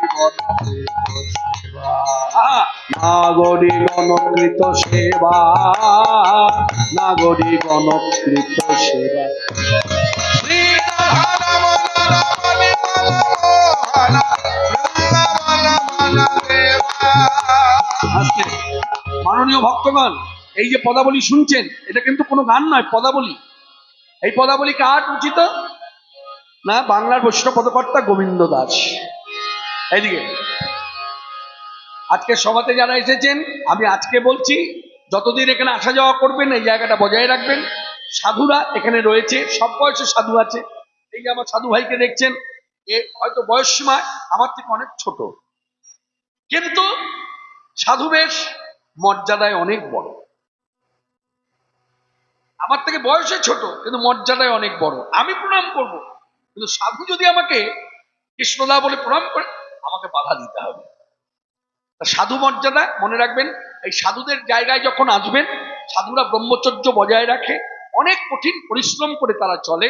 তারা যেমন সবসময় সজাগ থাকে কোনো মতে যেন আমার ব্রহ্মচর্য নষ্ট না হয়, তেমনি আমরা যারা সাধারণ মানুষ এখানে আসা যাওয়া করি আমাদেরও একটা দায়বদ্ধতা কাজ করে। সেটা হলো আমাদের কোনো আচরণের জন্য সাধুর যেন কোনো ব্যাঘাত না ঘটে, অর্থাৎ ব্রহ্মচর্য পালনে যেন কোনো ব্যাঘাত না ঘটে,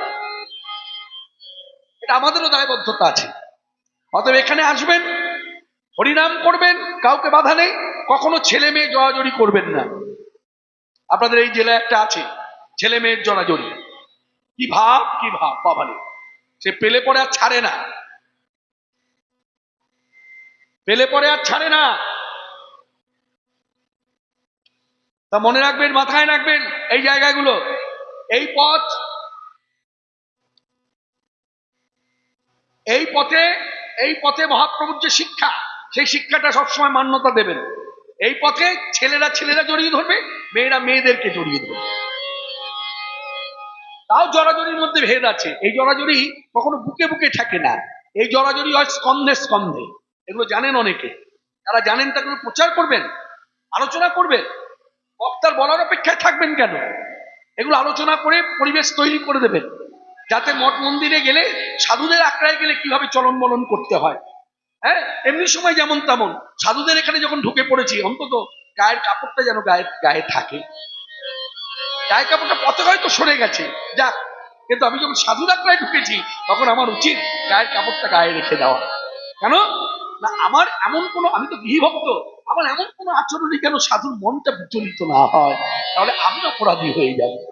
তাই শ্রী রাধা রমন রমণী মন মোহন বৃন্দাবন বন দেবা, শ্রী রাধা রমণ রমণী মন মোহন বৃন্দাবন বন দেবা।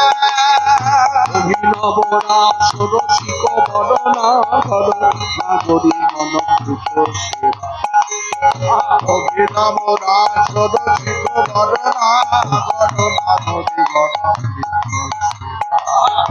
নাগরী গণকৃত সেবা, নাগরী গণকৃত সেবা।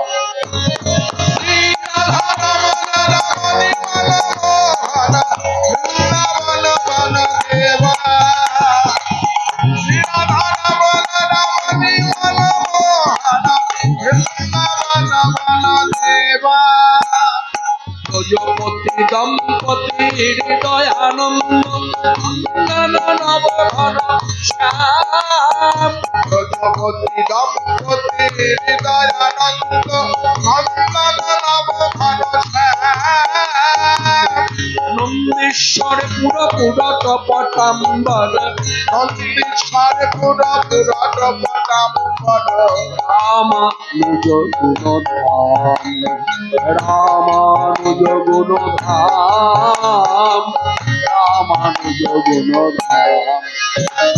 শ্রী রাধা রমণ রমণী মন মোহন বৃন্দাবন বন দেবা। শ্রী রাধা রমণ রমণী মন মোহন বৃন্দাবন বন দেবা। গোবর্ধন ধর ধরণী সুধাকর, মুখরিত মোহন বংশ। গোবর্ধন ধর ধরণী সুধাকর, মুখরিত মোহন বংশ। আস্তে, এই জায়গাগুলো আজকে একটু বিচার করতে বলবো, কারণ আপনাদের সঙ্গে আবার দেখা হবে কিনা তা আমি জানি না, কিন্তু আমি আজকে যা বলে যাব একটু বিচার করবেন। হ্যাঁ, এই যে এতক্ষণ কীর্তন শুনছেন, আমি তো দাঁড়িয়ে পড়েছি অনেকক্ষণ, প্রায় 1 ঘন্টা 1.5 ঘন্টা হয়ে গেল দাঁড়িয়ে গেছি। আচ্ছা, এতগুলো কৃষ্ণ নাম করলাম, এতবার কৃষ্ণ কৃষ্ণ বললাম, একবারের জন্য কৃষ্ণের মতো ভঙ্গিমা করে দাঁড়িয়েছি? একবারের জন্য কৃষ্ণের মতো ভঙ্গিমা করে দাঁড়িয়েছি? হাতে বাঁশি নেওয়া তো দূরের কথা, এমনকি হাতের বাঁশির ভঙ্গিমা করেও দেখাইনি। যতবার কৃষ্ণ কৃষ্ণ বলেছিস, ততবার এরকম অঙ্গুলি হেলিয়ে দিয়েছি। কেন বলুন তো? কৃষ্ণ শুধু বাঁশি হাতে নিলেই কৃষ্ণ হয় না। কৃষ্ণ হতে গেলে বাঁশি হাতে যেমন কৃষ্ণ, কৃষ্ণের সঙ্গে গাই বাছুর আছে। কেউ কোনো যদি যুক্তিবাদী এখানে দাঁড়িয়ে বলে, আচ্ছা আপনি তো বাঁশি হাতে কৃষ্ণ হলেন, সবাই উলধ্বনি দিল কৃষ্ণ বলে, সবাই ভেবে নিল কৃষ্ণ, বেশ, তাহলে গাই বাছুর তো সঙ্গে আছে কৃষ্ণে, তাহলে আপনাকে অন্তত আমাদের গ্রামে নবলক্ষ না থাকুক, অন্তত 5টা 6টা তো আছে, 1টা 2টো গাই বাছুর এনে দিন, নিয়ে দাঁড়ান, গাই বাছুর নিয়ে দাঁড়ান। তাহলে শোনো না, একটা কথা বলি, গাই বাছুর নিয়ে দাঁড়াবেন, কন্ডিশন সেই গাই বাছুর যেন মলমূত্র ত্যাগ না করে, সেটাকে আপনাকে কন্ট্রোল করতে হবে, তবে বুঝবো আপনি কৃষ্ণ। বুঝতে পারলেন কি বলতে চাইছি? আপনাদের একটু সজাগ করতে চাইছি। অর্থাৎ আপনারা যাকে তাকে, যে যা না তাকে সেটা ভেবে এই যে ভক্তি করেন, এটা কিন্তু আপনাদের প্রকৃত যে ভক্তিটা, সেটা কিন্তু আস্তে আস্তে শেষ হয়ে যাবে। অর্থাৎ এই জায়গাটা কিন্তু সজাগ থাকবে। একজন চুক্তিবদ্ধ বক্তা, কীর্তনিয়া মানে ছেলে হোক মেয়ে হোক, সে একজন চুক্তিবদ্ধ। কীর্তন করছে যে বিনা পয়সায় তো নয়, রীতিমতো চুক্তি হয়েছে যে এত টাকা দিতে। আমি যে সাধু একটা এসে সাধুর সঙ্গে চুক্তি করেছি, সাধু আগে চুক্তিটা হয়ে যায়, কত দেবেন এত, তাহলে আমি যে চুক্তিবদ্ধ বক্তা। চুক্তিবদ্ধ বক্তার সম্মান মর্যাদা যতটুকু ততটুকু দিতে হবে। চুক্তিবদ্ধ বক্তা কখনোই ভগবানের মতো সম্মান নিশ্চয়ই পাওয়া দরকার কথা নয়। ভগবানের যে মর্যাদা, আপনি তাকে যদি সেই মর্যাদা দেন, তাহলে দোষটা কার? আপনার। অতএব এই জায়গাটা সজাগ থাকবেন। যখনই কেউ কৃষ্ণ হয়ে দাঁড়াবে, আপনি দেখতে আপনাকে মানা করিনি, আপনি বলিনি চোখ বন্ধ করে রাখুন উঠে চলে যান, তা বলিনি। আমি বলতে চাইছি যখনই সাজের কৃষ্ণ দেখবেন, শুধু চোখের দেখা দেখবেন, উলধ্বনিও করবেন না, হরিধ্বনিও করবেন না, প্রণামও করবেন না। কেন এটা আপনি করেন কখন? ঠাকুর ঘরে বসে ঠাকুরের আসনে যে কৃষ্ণকে বসিয়েছেন, সেই কৃষ্ণের কাছে এসে কৃষ্ণকে দর্শন করে মেয়েরা আমরা হর্ষ প্রকাশ করি উলধ্বনির মাধ্যমে, আর ছেলেরা আমরা হরিধ্বনি করে হর্ষ প্রকাশ করি। এই সেই মর্যাদা এই বক্তাকে দিলে হবে। যার জন্য আমি কথাটা এখানে কীর্তনটা থামিয়ে আপনাদেরকে বলে দিলাম। গোবর্ধন ধর ধরণী সুধাকর, যার একমাত্র ক্ষমতা আছে ওই পর্বতটা অনুষ্ঠানগুলো ধরে দাঁড়িয়েছিল। এই গোবর্ধন ধর ধরণী সুধাকর, হরিত ঘন বংশ, গোবর্ধন ধর ধননি সুধাকর, হরিত মহান বংশ, রাম সুদাম সুবল সখা সুন্দর, রাম সুদাম সুবল সখা সুন্দর, শিখি চন্দ্র চারু অবধংস। কৃষ্ণের শোভাটি কেমন? বলে সঙ্গে রাখার বালক তো আছেই, আবার মাথায় শিখি পুচ্ছ আছে, আর কি আছে? অবতংশ। অবতংশ মানে, অবতংশ কথার অর্থ কি? অবতংশ কথার অর্থ যে কানে কুণ্ডল আছে।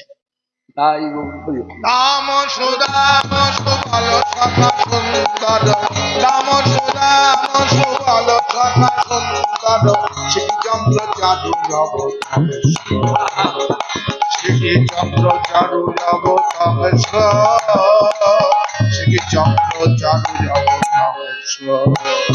শ্রী রাধা রমণ রমণী মনমোহন, বৃন্দাবন বন দেবা, শ্রী রাধা রমণ রমণী মনমোহন, বৃন্দাবন বন দেবা, কালীয় দমন দমন জিতি কুঞ্জর কুঞ্জর চিত রতিরঙ্গ, কালীয় দমন দমন জিতি কুঞ্জর কুঞ্জর চিত রতিরঙ্গ, গোবিন্দ দাস হৃদয় মণি মন্দিরে, গোবিন্দ দাস হৃদয় মণি মন্দিরে, অবিচলে মূরতি ভঙ্গ, অবিচলে মূরতি ভঙ্গ, অবিচলে মূরতি ভঙ্গ।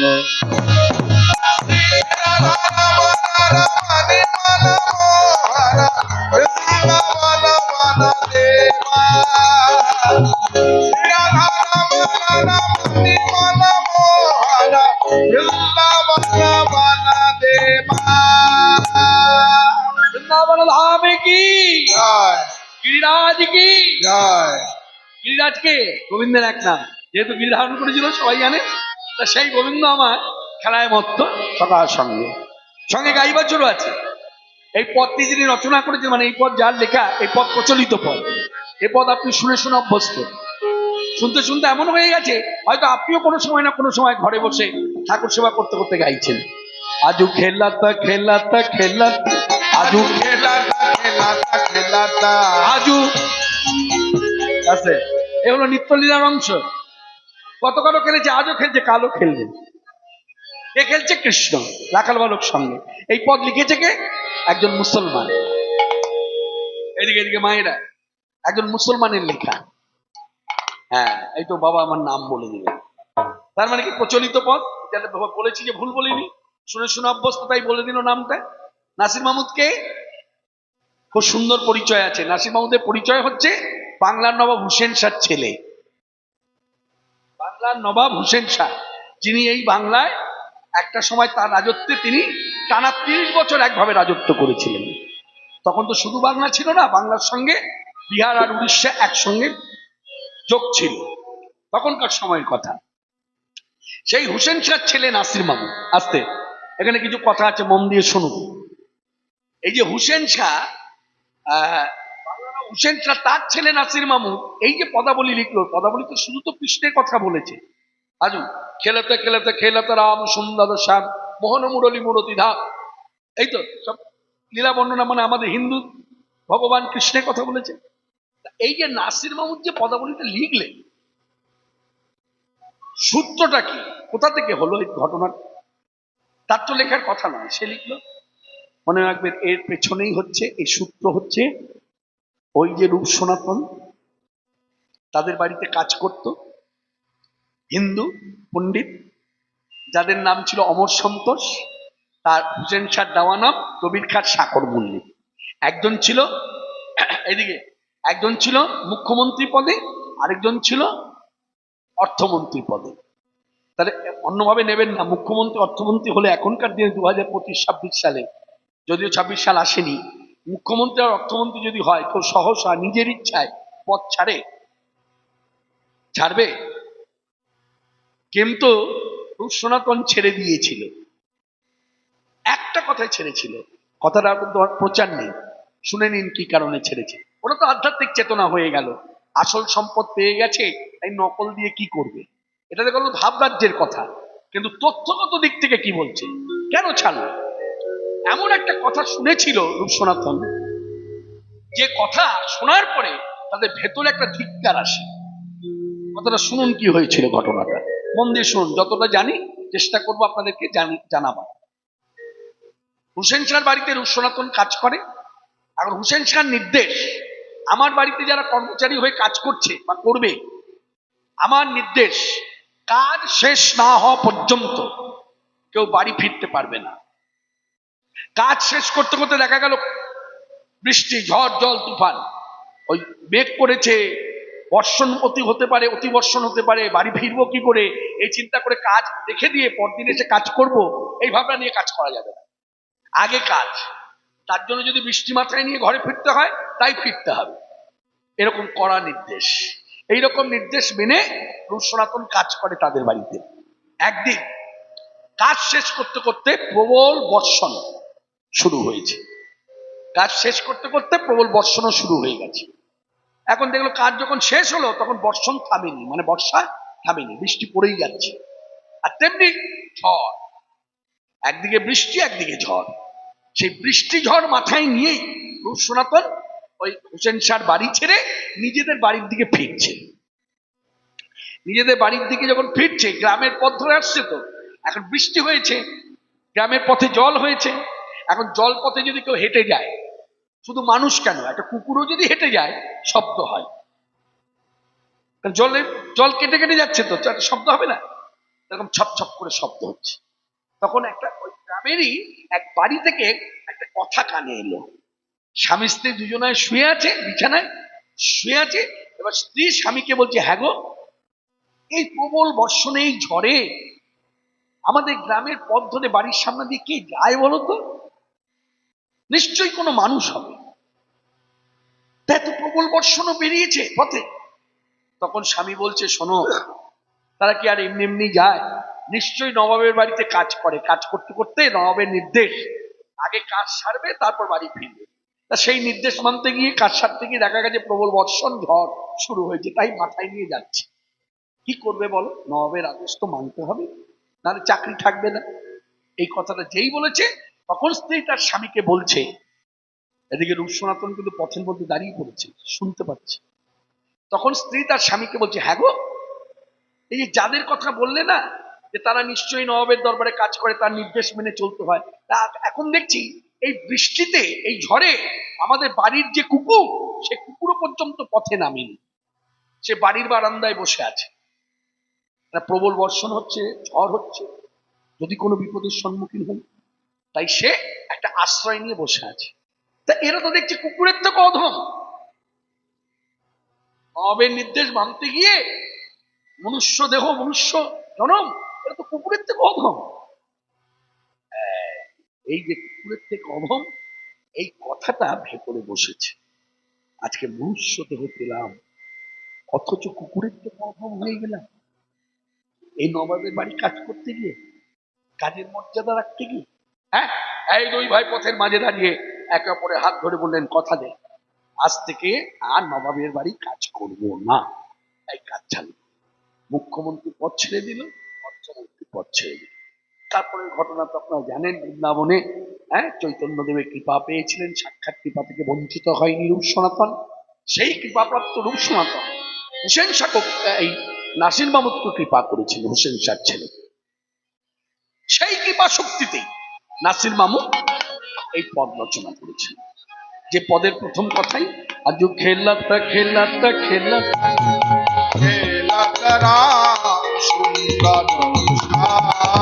মোহন মুরলী মুরতি ধাম, রাম রাম রাম রাম রাম কানাই, হরে রাম রাম রাম রাম কানাই।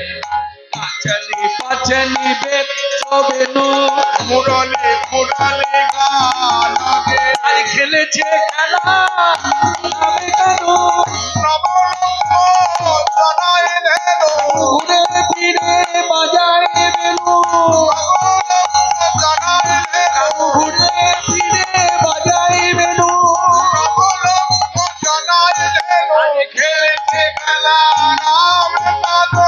নাচনি পাচনি বেনু মুরলি মুরলি গান গে খেলত রাম সুন্দর শ্যাম। হেলাত রাম সুন্দর শ্যাম।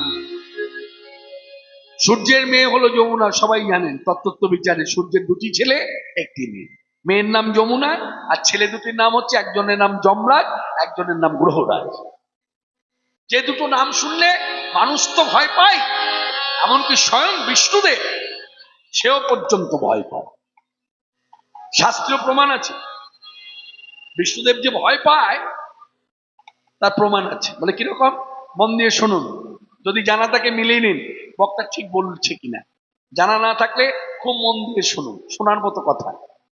একদিন দেবর্ষী নারদ হঠাৎ করে পথমধ্যে গ্রহরাজের সাথে দেখা।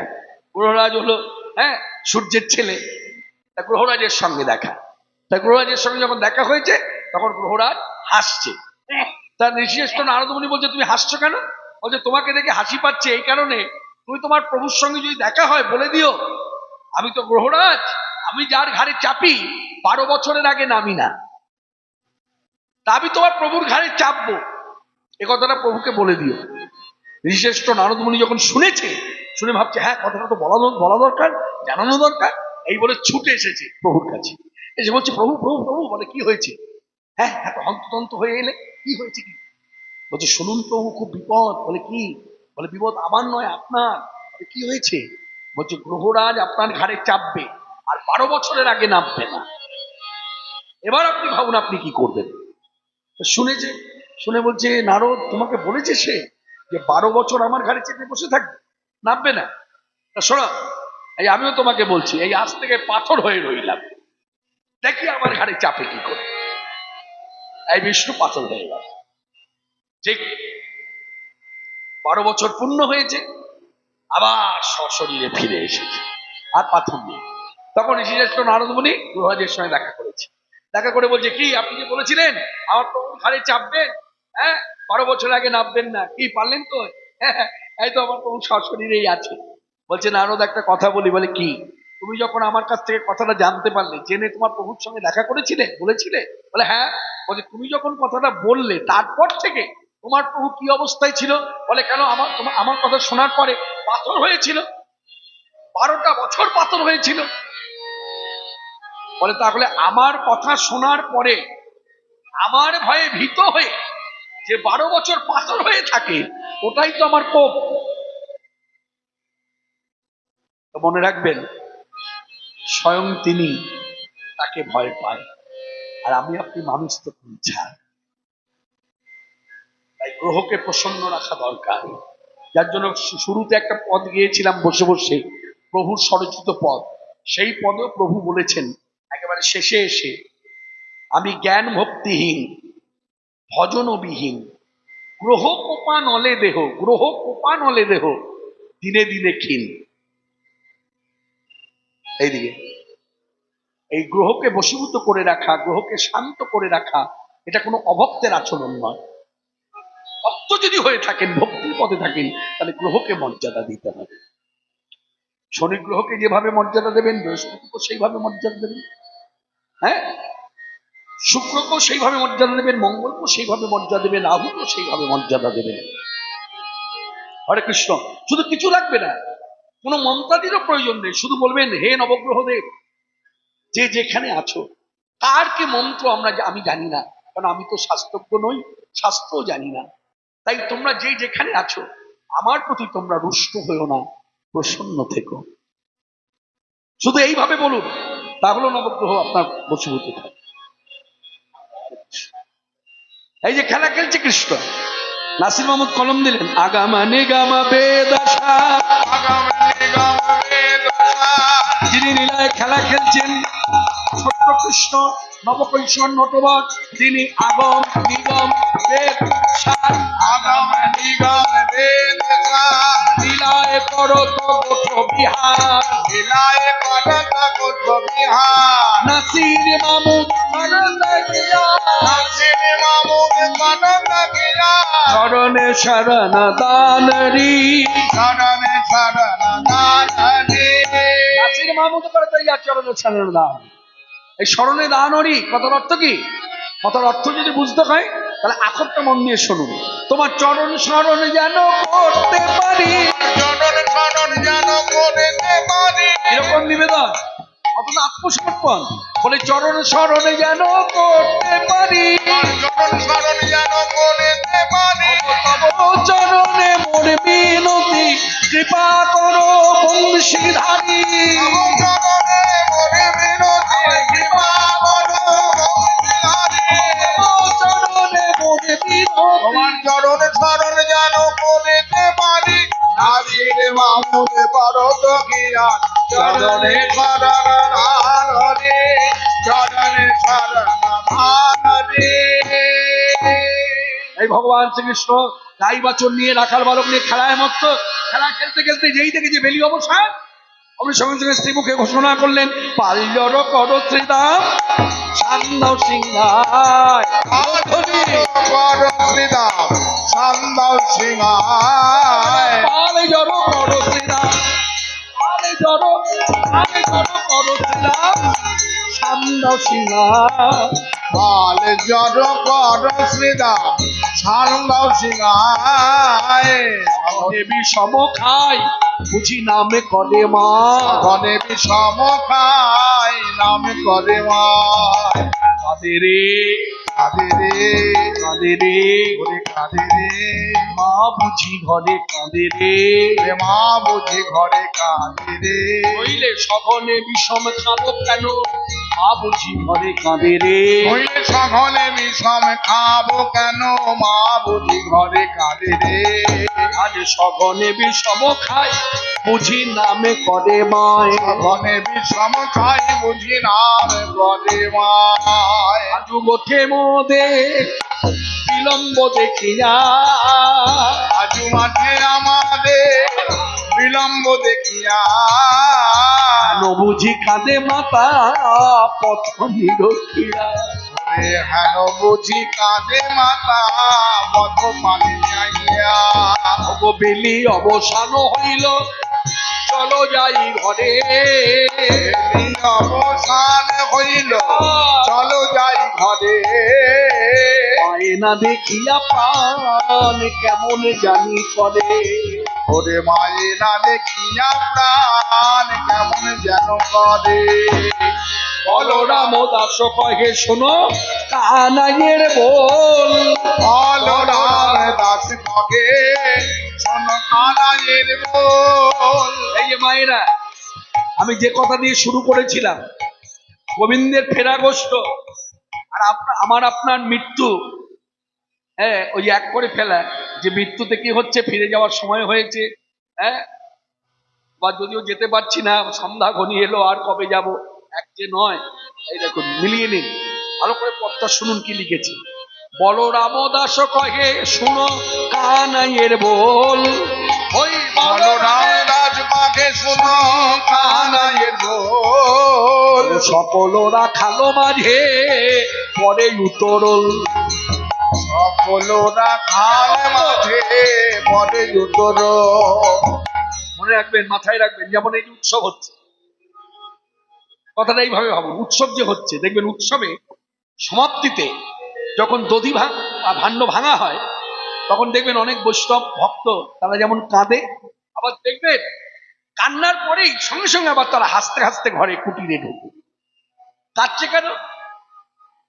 না, উৎসবের সমাপ্তি, মহান্ত বিদায়, এইসব ভাবনাগুলো কাজ করছে তাই কাঁদছে। আর হাসছে কেন? হাসছে কেন?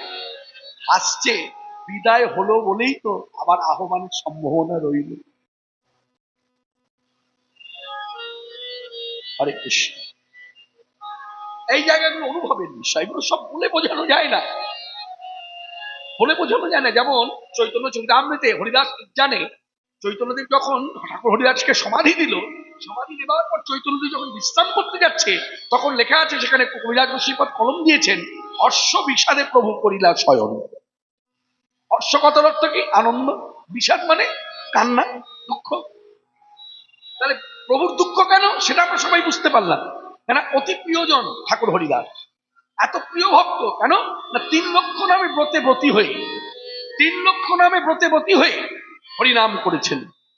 মনে রাখবেন, ওই হরিনামের প্রতি যে আসক্তি, হরিনামে যে রুচি, এ তো ভজনীয় শিক্ষা। এই হরিনাম যে করতে হবে সকল জীবকে, এই শিক্ষা দিয়েছেন ঠাকুর হরিদাস। যার জন্য একটা প্রবাদ বাক্য আছে বৈষ্ণব সমাজে, ভজনে ঠাকুর হরিদাস। আর এই যে ভজনে ঠাকুর হরিদাস আর ত্যাগে রঘুনাথ দাস। ত্যাগের সঙ্গে আরেকটা কথা যুক্ত আছে, প্রণামে রঘুনাথ দাস। প্রণাম যদি শিক্ষা নিতে হয়, জানবেন ভজনীয় যারা তারা দেখবেন হরিনাম যেমন করে তার সঙ্গে প্রণামটাকে সঙ্গে রাখে। দেখবেন তারা কথায় কথায় প্রণাম করে, কথায় কথায় শুয়ে পড়ে। এই রঘুনাথ দাসের জীবনী কথা আমাদের জেলাতে খুব একটা আলোচনা হয় না।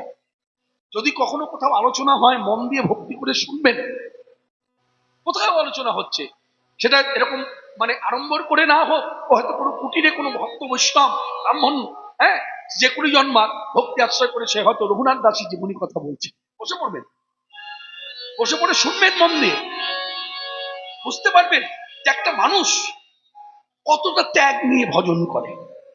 রঘুনাথ দাস প্রতিমূর্তি। মনে রাখবেন, এই রঘুনাথ দাস সারাদিনে আনুমানিক আনুমানিক আমি অনুমান করে কথাটা বলছি, ঠিক হতে পারে নাও হতে পারে, আনুমানিক 1000 বার প্রণাম করতেন। কি প্রণাম জানেন? শুয়ে পড়ে প্রণাম, দণ্ডবত প্রণাম। আবার সেই প্রণাম করে করে গোবর্ধন পাহাড়টা পরিক্রমা করতেন। কিন্তু আবার সেই রঘুনাথ দাস জমিদারের ছেলে। কত বড় জমিদার জানেন? যাদের তখনকার সময়ে 1 মাসের আয় 12 লক্ষ টাকা। মানে চৈতন্য সমসাময়িক সেই সময় কথার ভাবুন। যাই হোক, কথা থেকে কথা বাড়ে। এই কথাগুলো আসছে কেন?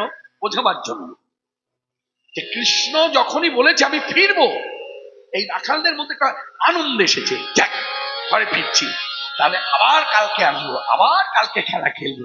সকল রাখালো মাঝে পরে উত্তরল। সকলরা খাল মাঝে পরে উত্তর। আজকের খেলা হলো সারা, আজকের খেলা হলো সারা, এবার ঘরে ফেরার পালা। আজকের খেলা হলো সারা, এবার ঘরে ফেরার পালা। আজকের খেলা হলো সারা, এবার ঘরে ফেরার পালা। কি আনন্দ সবার মনে, এবার ঘরে ফেরার পালা। কি আনন্দ সবার মনে, এবার ঘরে ফেরার পালা। আজকের খেলা হলো সারা। তাই বলরাম দাস কহে শুনি কানাইয়ের বল, সকলরা কালো মাঝে পরে উত্তর। মাঝে পরে উত্তরণ প্রাণ গোবিন্দ আমার। এবার তার ওই চাঁদ মুখে সব বেনুর নাম, সব ধেনুর নাম ধরে ধরে ডাকলেন, ধবলি, শ্যামলী, পিয়ালি, কালী, কমলী। চাঁদে মুখে দিয়াবেন নামে লইয়া সবে ধেনু চাঁদ মুখে দিলাবে নো নাম লইয়া সবে ধেনু চাঁদে বুকে বেনু দিয়া ধেনু নামে লইয়া চাঁদ মুখে বেনু দিয়া সবে ধেনু নামে লইয়া আজ ডাকিতে লাগিল উচ্চ স্বরে ডাকিতে লাগিল উচ্চস্বরে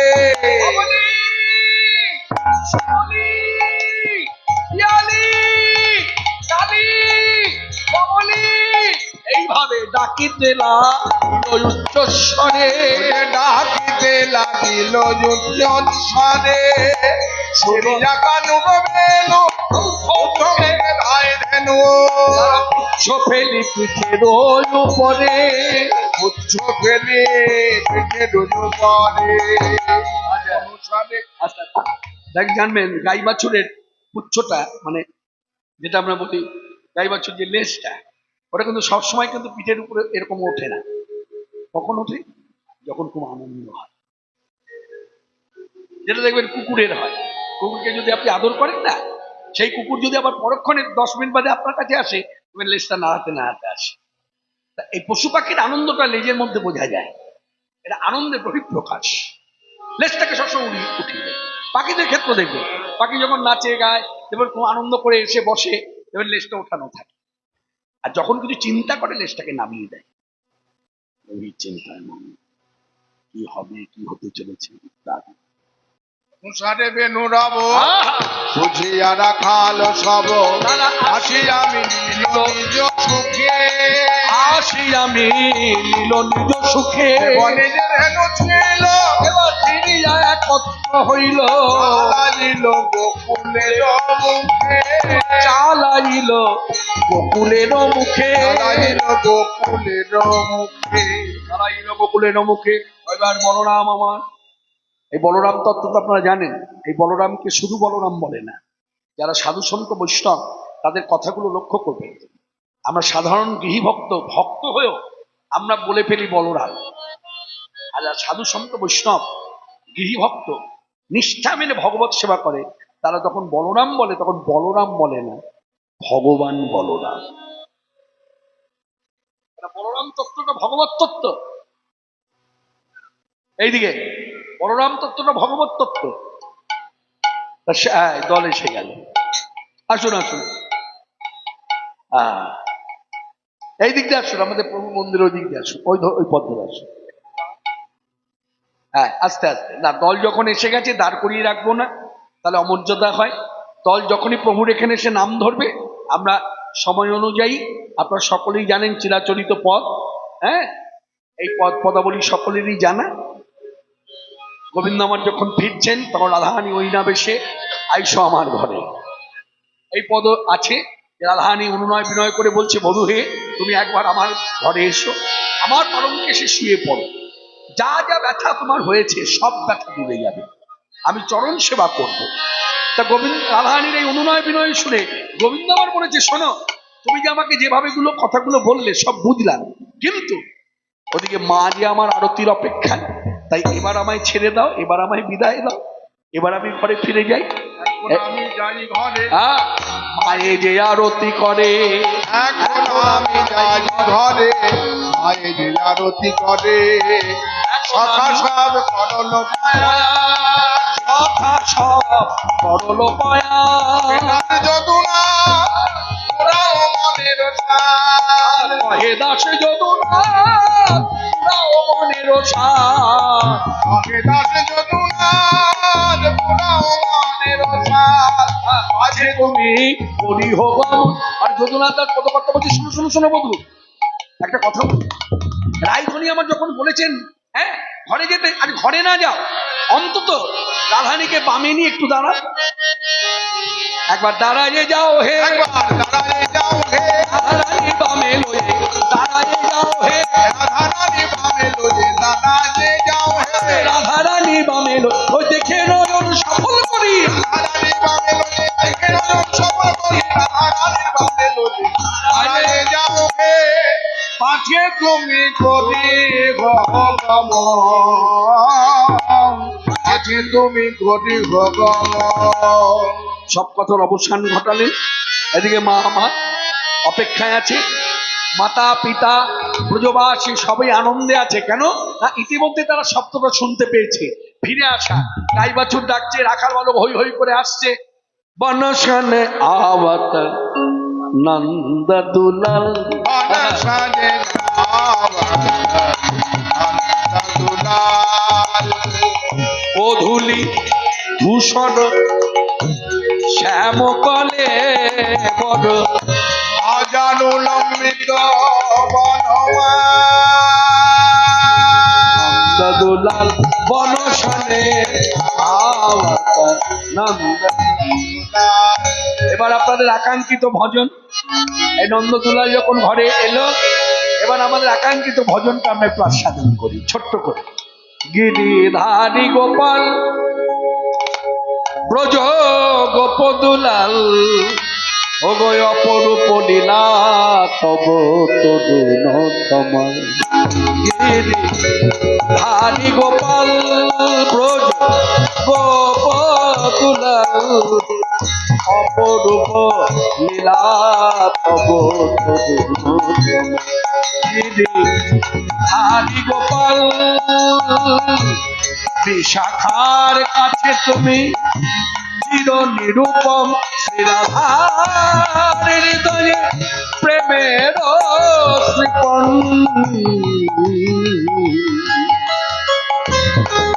বিশাখার কাছে তুমি চির নিরূপম, শ্রীরাধার হৃদয়ে প্রেমের শ্রীপন। শ্রীরাম সুদাম সভা কোঠে রাখা, শ্রীরাম সুদাম সভা কোঠে রাখা, অপরূপ লীলা